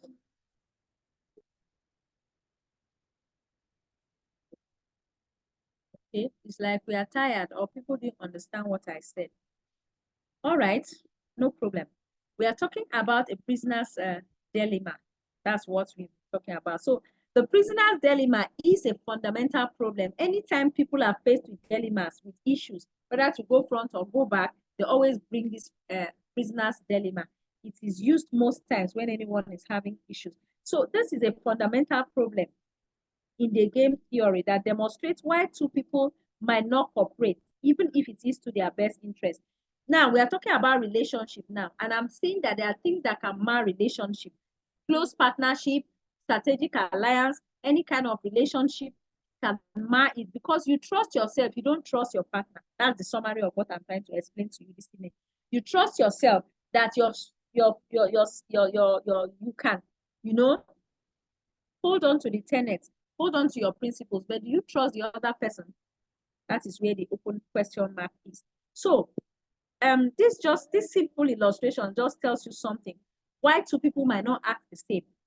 You may be helping somebody, but the day the person will betray you is something that you cannot imagine. So these are some of the problems and the challenges that people have in business as business owners. The betrayal can come, especially if it is for your own interest. Everybody looks out for their own interest. So in this game, like in the theory, the only concern of each individual player is maximizing his or her own payoff, like I told you, without any concerns for the other person's player's payoff. What suits me? What do I have to gain? I'm not concerned. That person may decide to, all I need is just to supply the materials, whether they are good or they are not good, it's not my business. It's the person's business and the customers. It does not concern me.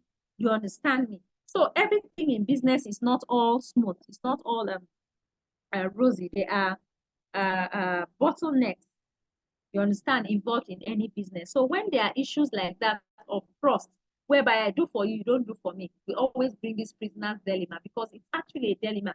Because the other person will have to think, should I divorce? Should I just say it? Because I won't self-sentence. But another one may think, no, since I've been told the term, let me just keep quiet and just pray that the other person keeps quiet so that we'll just have only 1 month,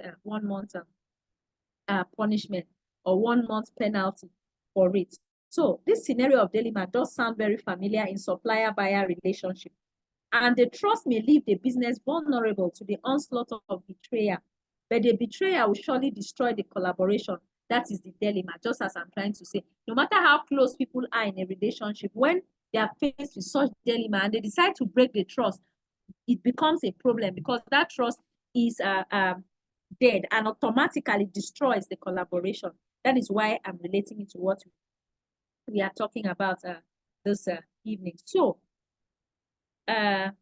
relationship in business is very, very important. The closer, the more the cost. These are things that you really have to understand. Relationship-based supply chain collaboration and integration often run into dilemmas, like I talked about, between positive gains and negative constraints. You look at the loyalty, from the same loyalty and the closeness of the relationship. I am giving this person all my love, all my attention, everything, but I'm not getting it. It's not a two-way thing. It becomes a dilemma. It's not, because you can only speak for yourself. You cannot speak for another person. You understand? Because this is just, it's because the close relationship cultivates a culture of trust, of synergy, of collaboration. So when it is broken, when the head is broken, the serpent will bite. When there's any issue, it becomes a problem. Supplier-buyer close relationship for a company, both it's a very powerful driver for development and it is like a cage that imprisons it. That is it. Collaboration with someone, supplier, buyer. Supplier, this is my supplier. I buy from this person, but you are emotionally attached. Okay, you do well, but the supplier is not giving you what you want. You have built that relationship, and it becomes a dilemma because you don't know whether to continue to patronize that person or not, or what to do at any point in time. So practically in case 654, like I told you, I wouldn't want us to exceed time. So that's about the A to Z of it. Then we look at supply chain integration. Supply chain integration. We talked about supply chain and integration. It's already explanatory. Like you can see, the word is supply chain. We already know integration is the movement, the flow. That is meaning of integration. So supply chain is integration simply deals or talks about, or it's an indispensable part of every supply chain. That's it. It is very, very important. A firm needs to develop effective coordination. A supply chain needs to develop effective coordination. You have to be able to coordinate your supply chain, to integrate it, to ensure that there is flow, information flow. Everybody knows what is happening. If a particular, maybe a logistics a personnel or a vehicle is about to deliver something and there's any hiccups or any break, everybody should be, people that should know, there should be information flow. You understand, everything should move hand in hand for a supply chain to be properly integrated. That is what it's talking about. And if your supply chain is not properly integrated, then your business is bound to crumble. The content of the integration are managed in 8 dimensions. That is to say that what you should be particular about as a supply chain a manager is you looking at these particular dimensions in the integration to ensure that everything aligns, that there is free flow of all those things, that there's no hiccups, there's no breach, there are no hitches along the line. So let's look at the 8 dimensions that are there. The 8 dimensions. 1, 2, 3, 4, 5, 6, 7, 8.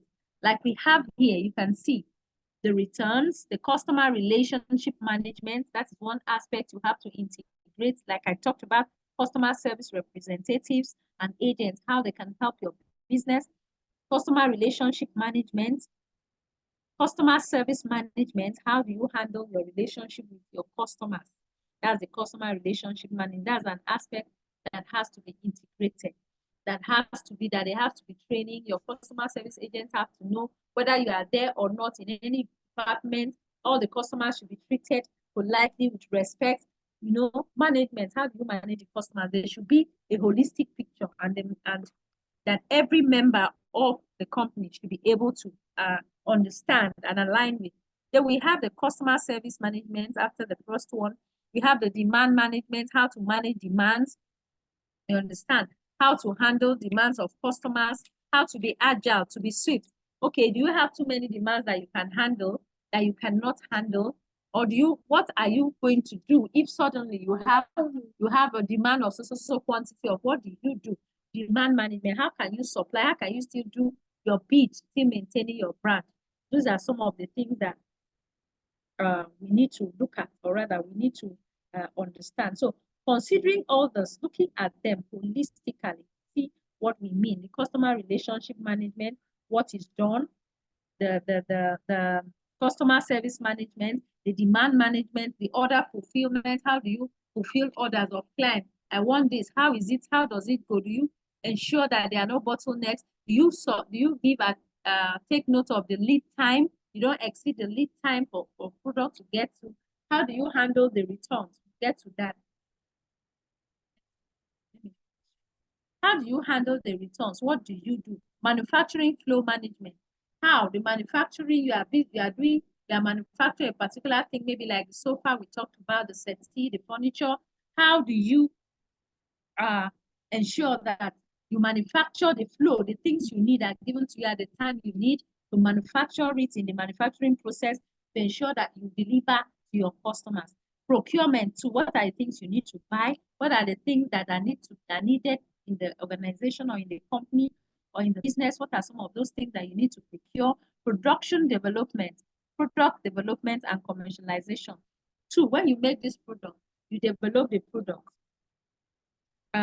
Commercialization, returns? How do you sell this product? That is the thing. How do you develop the product? You take it into cognizance, the results you get from customers, the reviews you get, the things you are not doing well. Do you step up your game? What are those things? These are some. And how do you handle returns? Also, all those things holistically are the major dimensions, as you can see on the top. Information flow. That's to say that it has to be steady information across. Steady information. Everybody, all the stakeholders, they work hand in hand and get the necessary information. So, with that being said, let's quickly, in a few minutes, look at the future challenges of supply chain, the future challenges that are bound to be faced in supply chain business. Like we have already said, we said when we started the training, in today's rapidly changing world, in this our world today, the world is a global village. Like I told you, people are stepping up their game. If you are not, like I told you, you don't know technology, you still want the analog method of selling things. Sorry, you'll soon be out of business before you know it. So these are things that we need to really, really take important notes that the future is changing. And as such, there are challenges that are ahead of us. For us to continue maintaining our supply chain, what the future holds for supply chain management. Because the future of supply chain management is the future of business management. When there will be no business that is not part of the supply chain, that is what we should understand. And nobody knows what is for us in the future as supply chain managers. Nobody knows, but we can act on what we have and try to forecast and predict how it is going to be from in 10 years' time or 20 years' time from what we are seeing now. So we want to look at these challenges are actually grouped into 3. Creating customer-centered supply chain. This is one very important one. The first challenge, future challenge we have is creating customer-centric supply chain. As supply chain managers now, supply chain managers now are facing this very challenge to be able to transform their supply chain from supplier center to customer center. That's one thing you should know. From supplier center, you move it to customer. Let everything that surrounds your business be about the customer. That's the A to Z of it. You understand? So in today's highly competitive global market, like we are in the competitive global marketplace, this market that we have today favors whichever supply chain that satisfies them the best. Simple. Like I told you, if you are not ready to deliver in so time, if you are not ready to do this and do that, you are not ready to move with technology, to be agile, to adopt the agile method and take it very seriously, or mix the two, the agile method, we are going to be back there. So in our business today, it is only the supply chain that satisfies the customer the most that is taken into consideration. They are the ones that the market will favor. And that's the truth. So the strategic aim of the supply chains must be on the higher levels of customer responsiveness. Now, it's not about you wanting to please maybe to do your work. It's about you looking at the holistic picture of satisfying the customers, because the supply chain now, not the person. Remember, supply chain is a holistic thing. The supply chain that supplies them, that satisfies the customer is the one that the market will favor the most. So why don't you try to channel your supply chain, integrate it, and make sure you have an effective supply chain that the market will favor, and in turn will favor you more than your competitors. So the agility rather than the cost. Now people are not too concerned about cost, becomes the key driver. In that world, our future world, the challenges that supply chain managers will face is to ensure that they are able to balance their supply chain. They are able to satisfy their customers, because it's now not about the cost this time around. It's about the agility, the swiftness for you to act and act well and act fast. Because if you are not acting, another person is getting it. Another person is doing it in a split second. So that is where creating customer-centered supply chain, that's one of the challenges. And challenges are things that have to be overcome. So good, we are having this training. Supply chain managers, this is one of the challenges, is for you to start to see how to ensure that your supply chain is now more of the customer-centered one that will concentrate on the customer. So because it is really anticipated that later that there are going to be changes, which we are already seeing. We are already seeing that the market is now moving towards agility, the people that can quickly and as fast as possible deliver and get things done on time. So that is practically it. So that is the aspect, like we said, is grouped into three. That's the aspect of customer-centered supply chain. Then managing supply network, that's the second challenge. We talked about the first one, creating customer-centric supply chain. Now we are looking at, let's see if we have any question in the chat. Nothing. We are almost getting to the end of the training. I'd like to know, are we still there? We'll be done very soon. So please let's hang on. Yes. You know, normally we stop by 7:30. So I want you to have your break. It's supposed to be 8 o'clock, but our 30 minutes break, we take it and then just end it for today. Thank you for your patience and understanding. Remember that any knowledge, no knowledge is wasted. That's the truth. No knowledge is wasted. Even if you are not a supplier, that's why I advise people, just keep upgrading yourself, upskilling yourself. You don't have to be a supply chain manager or in the supply chain, because like I said, everything we do is centered around the supply chain. Even your home, your family is a supply chain. Your children play their role, your wife does, and so on, so forth, or your husband does. So everything, all facets of life, anything we have to do is dancing around the supply chain. So that is why it is important for us to get any knowledge. And remember that any knowledge you get can never be taken away from you, no matter what. So the second challenge is to take on the whole supply network and manage it as an integrated entity. Now, the first we finished talking about it, managing supply network.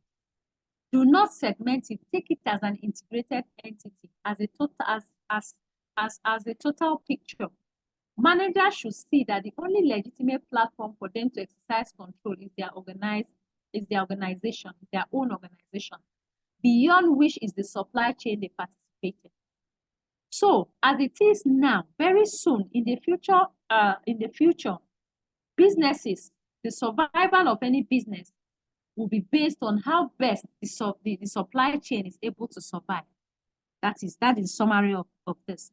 On how best the supply networks are handled, that will determine whether you will still remain relevant in business or not.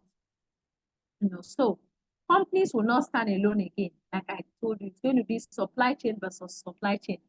This supply chain, this level of supply chain of Omo with the level of supply chain of maybe Clean, like that is what is going to happen. So for us to be able to move up with the trend, we have to understand these challenges and see how to work around it as fast as possible, so that it does not become an issue for us. It doesn't become a problem. So for us to achieve future global market leadership in the market, in the networked competitive environment, then we have to step up our game. We have to ensure that our supply chain is top notch. Very, very important. And then the last but not the least is the dynamics. We've talked about creating customer-centered supply chain, like we already said. We talked about also managing supply network. We talked about that. And now we want to look at watching the dynamics. That's another, what we mean by dynamics. Anything that is dynamic is something that is changing. So when I say watching the dynamics, means that we are going to see how the world is changing. We are going to observe and see, and we move according to it. Remember, I told you that nothing is cast on concrete, that you align to the situation that suits you the most. Now, the third challenge is how to survive the dynamics of the never-ending supply chain evolution. The supply chain keeps evolving. So the future of supply chain will face unprecedented dynamics. That is not static in terms of structure. I want you to understand what we are talking about right now. We have talked about one, we talked about two. Now we are having to look at some little subtopics under the third challenge, which is watching the dynamics. So because we are now told that we are going to face numerous changes, We are going to be different. We are going to be having different changes as we progress. You know, so what better than for us to be prepared for the dynamics that we are going to see in future? Very, very important. So now, looking at the dynamics, we want to look at the structural dynamics. Like I told you, that there are three major forms of dynamics that we are going to have, that we are going to see.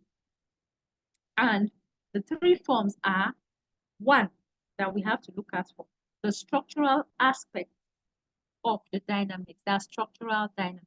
That is one. Structural dynamics. How are we going to handle that? Come face to face with something. Why did I jump? Sorry. I don't know why it's just had to move and jump from where we were. So, like I was saying, I was actually really talking about this page, this future challenges. Now, sorry, it just jumped the system. It goes like that. So creating customer centered, like we said, that research shows on this slide. Now we can see that research shows that close connectivity to customers will significantly improve supply chain effectiveness and market performance. That is to say, you have to have a cordial relationship with your customers, because that's where you get to know the things they like. You know how to step up your game. You know, I mean, if you are close to a person, you get the best out of the person. So when you get close to your customers, like you have an insight as to what they want, as to if they are satisfied, you take a mile into their them, you will understand that yes, of a truth, that it is important. So creating the strategic aim of the supply chains must be on the higher levels of customer responsiveness. We've already talked about that. So let's move. We don't have much time to really dally. So we are looking at this thing under what we call McKinsey's 7S framework. McKinsey's 7S framework. What is it talking about? What does it describe, or what is it talking about? Fine. Now, this model has 7 internal aspects. It's telling us that there are 7 internal aspects of an organization that needs to be aligned if it is to be successful. We are now talking about making an organization successful. We have the hard elements, and 3 of them are called the hard elements. 3 out of the number that we have, out of the 7, 3 are the hard elements. They are very easy to define. These elements are easy to define, like we already have talked about it. They are easy to define. They are easy to understand. When you are looking at holistically, you are looking at the supply chain network. They are the hard elements. And these are like statements, strategy statements, organizational charts, reporting lines, and so on and so forth. These are more like hard copies, like hard elements of a particular thing. And we have the soft elements, which can be more difficult to describe, that are less tangible. These ones are the soft ones. So let's look at this McKinsey's framework. Let's look at the diagram. Good. Now, looking at it as it is, looking at this McKinsey's theory, 7S model. Now you see what are the things that are there. We have the strategy, which is very important. The strategy from the top of an organization, a customer-oriented strategy must be drawn and put to be communicated for your business to be successful. Then you have to take note of this. That's why it's important I brought this McKinsey's 7S model in supply chain. That is what it's for. First, the strategy. Strategy, customer-oriented strategy must be drawn so that you'll be able to handle the dynamics, the challenges that you will see. You have to draw up a strategy that must embrace the customer, that is customer-oriented. And it must be communicated throughout the organization. This strategy must include how the organization should align, its strategy with the suppliers and the customers. Strategy, we already know. How are you going to align? How will you work with the customers? How will you work with them? That's the strategy in that McKinsey 7S model. Then we have the structure. Structure, like I said, what kind of structure? You want a vertically integrated structure? You want How do you want your integration to look like? Do you want to handle most of the production done within your organization? Do you want to outsource? These are some of the things. How do you want your structure to look like? Because your structure has to align to product and the market segment. Everything has to go together. Or is it the system? Is it the systems like we have there? You can see the SSSSSS 1, 2, 3, 4, 5, 6, 7. So we are looking at the system. System, the procedures and daily activities must be in tune with the market sentiment. This is very important. Customer complaints and requests must be dealt with by a fixed routine procedure systematically. That's to say that if you meet Paul and complain about a particular thing as a customer, the answer Paul should give you is the same answer that you leaving Paul and going down will be the answer that Peter will give you. Just like in some homes, I like to just pause because I've been talking too much. If I ask, nobody will be willing to give me response, and I'm not seeing questions. So let me talk a little before we proceed. We are almost done. There is a family that I know that the husband and the wife speak the same voice. If you meet the husband on the road, and when we were growing up as children, my uncle, you meet him on the road, and he wants to give you 50 naira for the request that you have made. If you go to the wife, maybe you want the uncle, you go to the wife will know exactly that the husband would have given you 50 naira. That's the kind of relationship that we're talking about. Because they speak the same voice. And we used to ask ourselves, do you know that piece, or do you know that auntie gave me 50 naira? And who wanted to actually give me a 50 naira? So that means the wife knows exactly the feelings of the husband. So that's how it is when we talk about our system. The procedures and the daily activities must be aligned, and the customer's complaints must be dealt with by a fixed procedure. Normally, this is how they do, like Amazon. We already know that if something is returned or you have complaints, this is how it is treated. So whichever branch, whichever customer, everybody speaks the same voice. That's what this practically means. Then shared value too. Shared value, that's another S. Where is my hand jumping? Okay, shared value. Customer service and customer value must be enshrined in the core organizational values. Customer service and customer value. Whatever are your values, every company, you have your mission statement, you have your vision, you have your goals, you have your objectives of actually having that business. So it should be, it should speak for your business. Your customer service and customer value must be enshrined in the organizational value. Everything should be viewed holistically. Now, it should become the culture and the second nature for people to act on anything that relates to the customer and end customer, consumer at highest priority. That's to say, if your business respects customers, it should be something that you are known for because it will help you build your brand.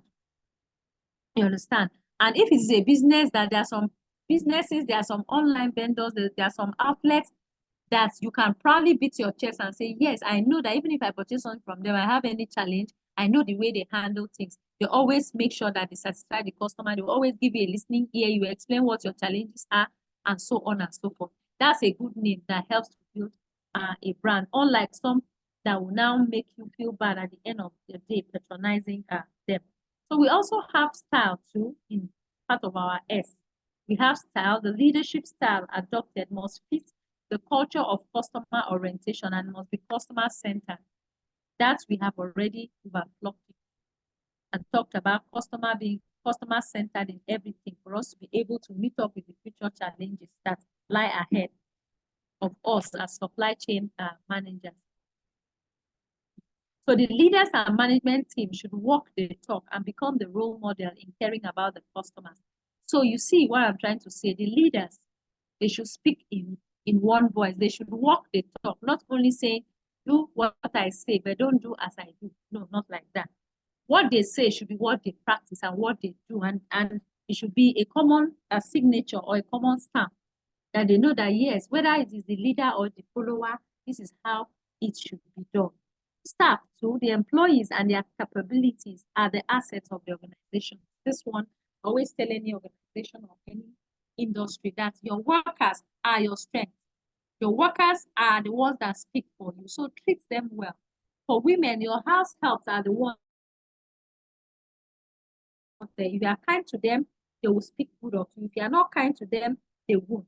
So staff of any organization is very important because they are the assets of the organization. Some people don't understand. If you understand that your staff are your assets, then you have to get them trained.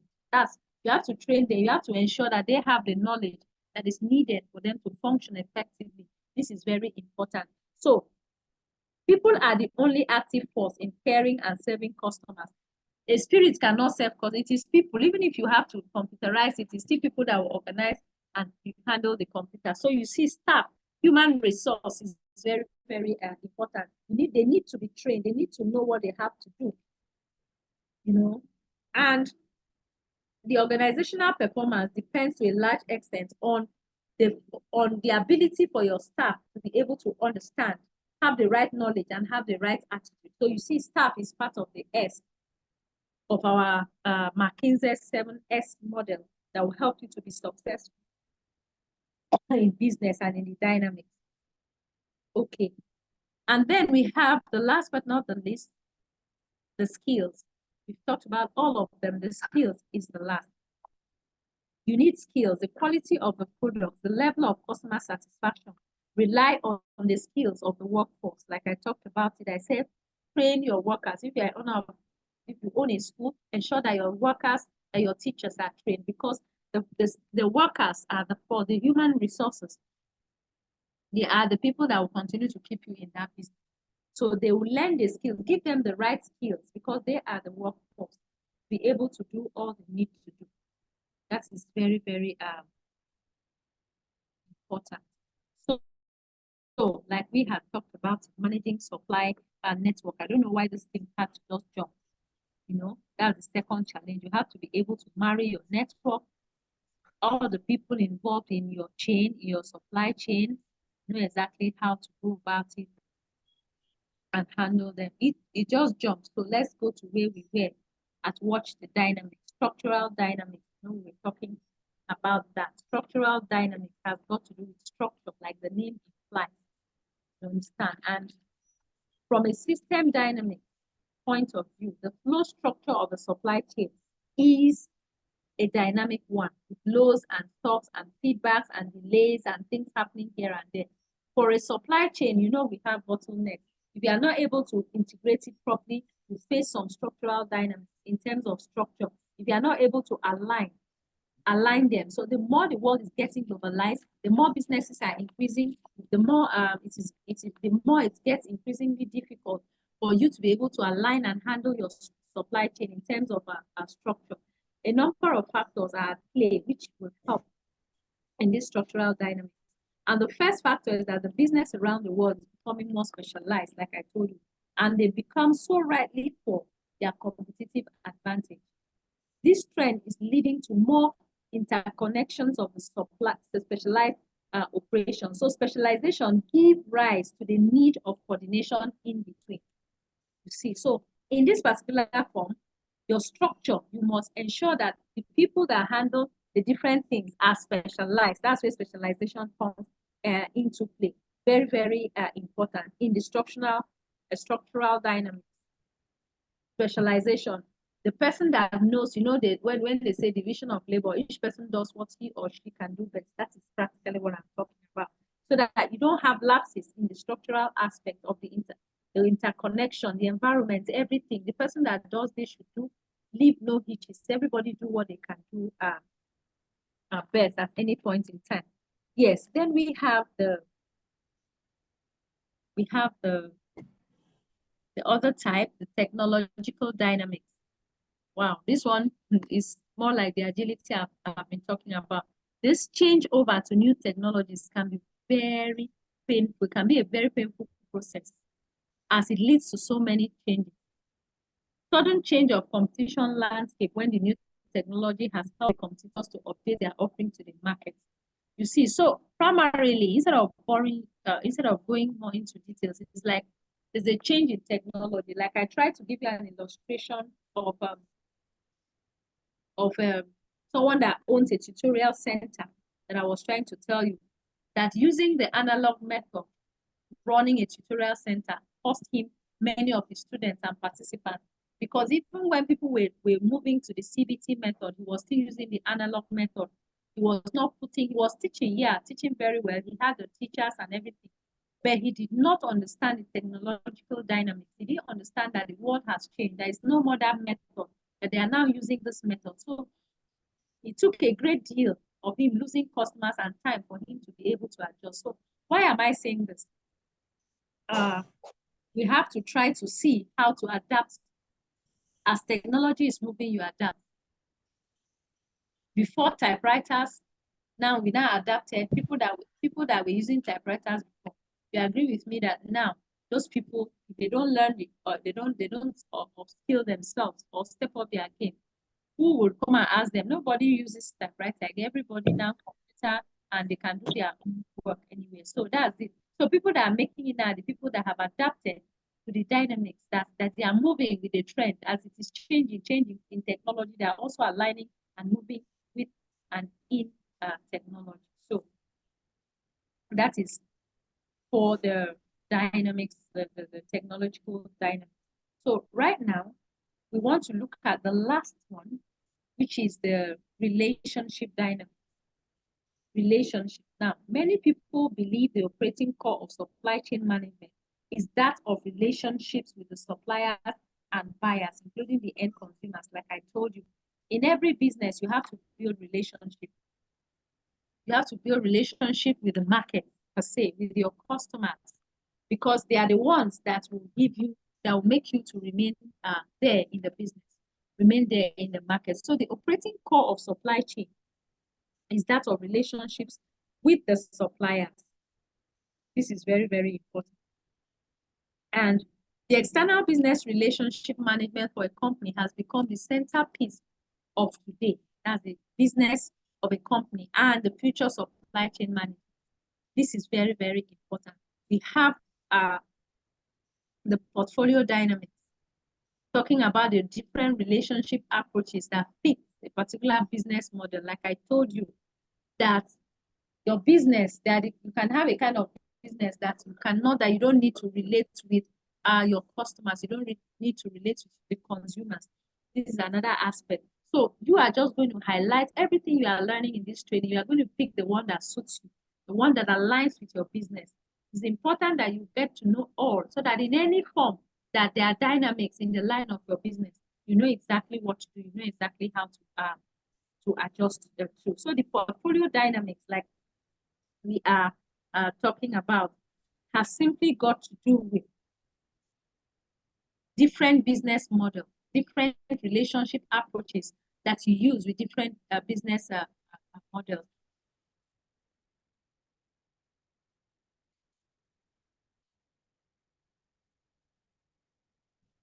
While the longitudinal dynamism along the time continue.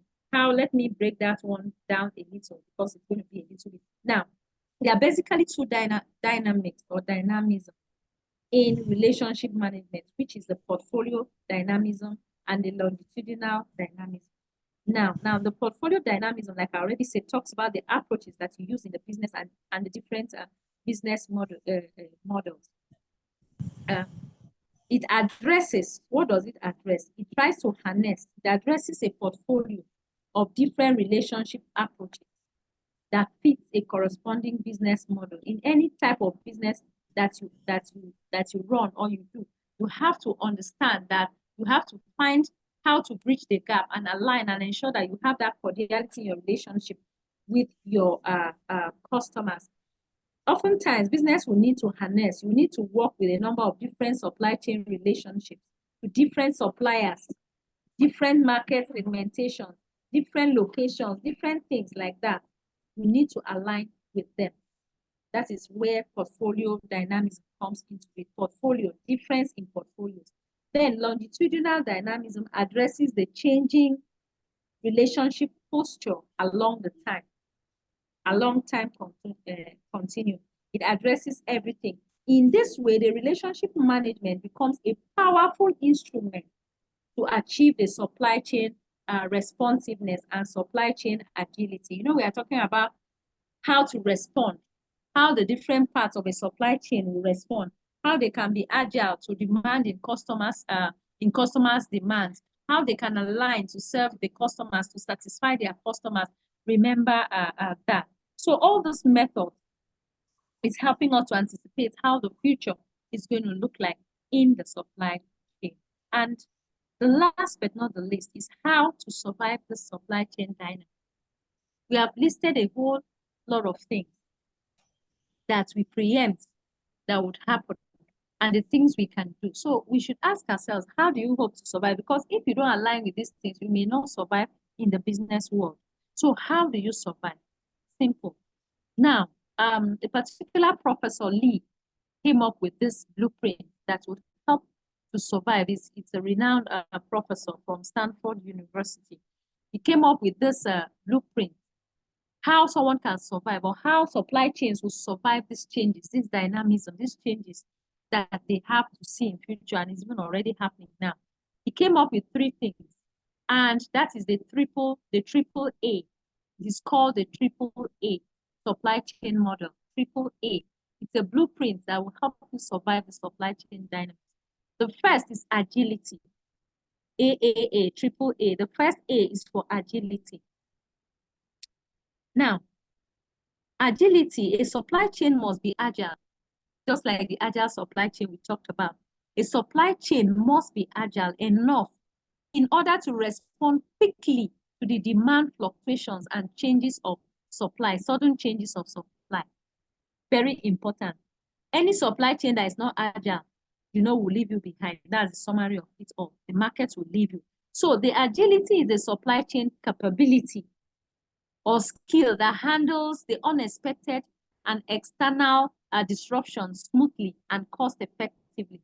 It enables this supply chain to survive the impact of external dynamics and to be able to recover from any initial shocks. It's just like I keep talking about the COVID-19 pandemic. We learned a whole lot. The supply chain borrowed a whole lot of principles and some things from that because of it was just sudden and the impact was very sudden. Many people were not prepared for it. So in the market, there were changes. Things now there were different changes. There's some things you didn't need to use anymore because it was against. So many things happened. So the people that still survived the market then were those that were able to immediately adjust and immediately conform. Agile supply to handle the agility of their supply chain. They were still able to stand afloat and maintain the market. So agility is just about you being able to handle any eventuality, fluctuations, maybe a reduction, maybe an increase in customer demand, how to handle it, what do you do, and the impact it has on the overall market. That's the first A. And then the second A talks about adaptability. Are you able to adapt? From the word adapt, you know what that is. Adaptability differs from the agility in that it deals with more long-term and fundamental changes. More long-term, it's not spontaneous. This one deals with something that takes a long time, more long-term and fundamental changes in the overall external environment of the supply chain, which is irreversible. These are some of the things. It helps the supply chain to survive the long waves of external dynamics. That is being able to adjust, being able to adapt, move as it is. It gives you all it takes for you to adapt to any condition. Then we have the last but not the least, the alignment. Now, the alignment is a supply chain capability that coordinates and balances the interests of all members. Aligning is like people that align to alignments in their car. It balances the tire, it gives it a balance. The tires of the car, and it gives your car stability. That's what alignment does. So as it is, even in this case, it helps to coordinate everything in the supply chain and it balances all the interests of the members. It addresses the supply chain dynamic and ensures that it aligns all the resources, the complementary resources, and everybody works together towards the effectiveness and they are able to handle the competitive advantage that they have. If you can align your business, certainly you will have a competitive advantage over your competitors. So practically, I may wish to just round up with these few words. If I don't have any question, let's see. Wow, no one is asking any question. and nobody's putting anything in the chat box. Okay, that's fine. So I take it that we are all very okay and well understood. So the summary of everything we have done so far from day 1 to day 2, most things are actually theory. But you that is actually doing the business, when you come face to face with it, these principles that we have learned would help you. Just understand that anybody in business as a supply chain manager, you are coordinating many people, you are coordinating many activities. So you have to marry everything. You have to link it in such a way that there is free flow. Everything moves together. There are no bottlenecks. There are no hiccups. And you ensure, because very soon, based on the future challenges, it's now going to be the supply chain against supply chain to compete, and not about individuals. So for you to remain afloat and still be able to handle the market, then you have to adapt to changes. You have to be agile. You have to use agility. You have to combine it with the lean method, take the wastage off, and then marry the necessary thing. If you really look at these things, when you get the slides, by God willing, you are going to get the slides. We gave the former people as well. So the people we had the first training. So you are also going to get the slides. MJB management, I'll ensure that he gets it for you. So you sit down on your own and do more research and try to, but what you have today, you are good to go as a supply chain manager, an effective one at that. So let's not forget that the bottom line of any business is customer satisfaction. And whatever we do, we shouldn't go very, very far with that. So at this point, please, is there any question? I had said 3:30, 7:30. I wouldn't want to eat into your break time. So do we have any question?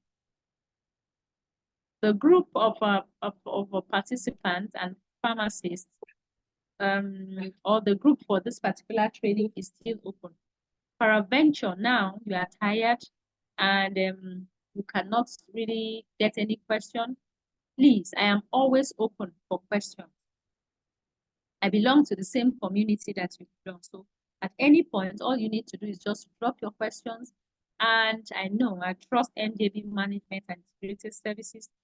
They would definitely give you your responses and they would answer you. So on that note, if there is no more question, we have actually come to the very end of the supply chain training. I want to, before I hand over to MJB Management, I want to thank everyone, especially for the patients from the first day, and even though I know there are people that have not opened, that have not said a word throughout this training, and I don't really like it.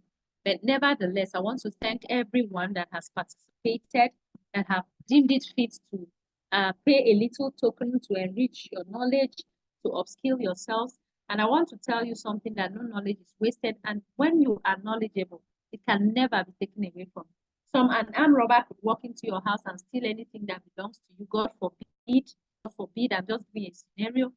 Can take anything of yours. You can have your car, anything, but your knowledge, what you have that nobody can ever take away from you, is knowledge. And that is one thing we should hold very dear on it. So thank you very much, and do have a lovely evening. At this point, I would like to hand over to MJB Management and Integrated Services. Thank you so much. Oh, thank you so much, Mrs. Etugudo. Thank you so much. It has been a wonderful time. We have finally come to the end of this program. For everybody that paid, for people that paid for soft copy, you have your soft copy 7 working days from today. And those people that paid for hard copy, you have your own 14 days from today. Thank you so much. Thank you so much. Really appreciate you. Thank you so much. Do have a lovely night rest and a wonderful week ahead. Bye. Thank you very much. I appreciate the impactful. Bye. Thank you very much. Bye-bye. Bye. Bye.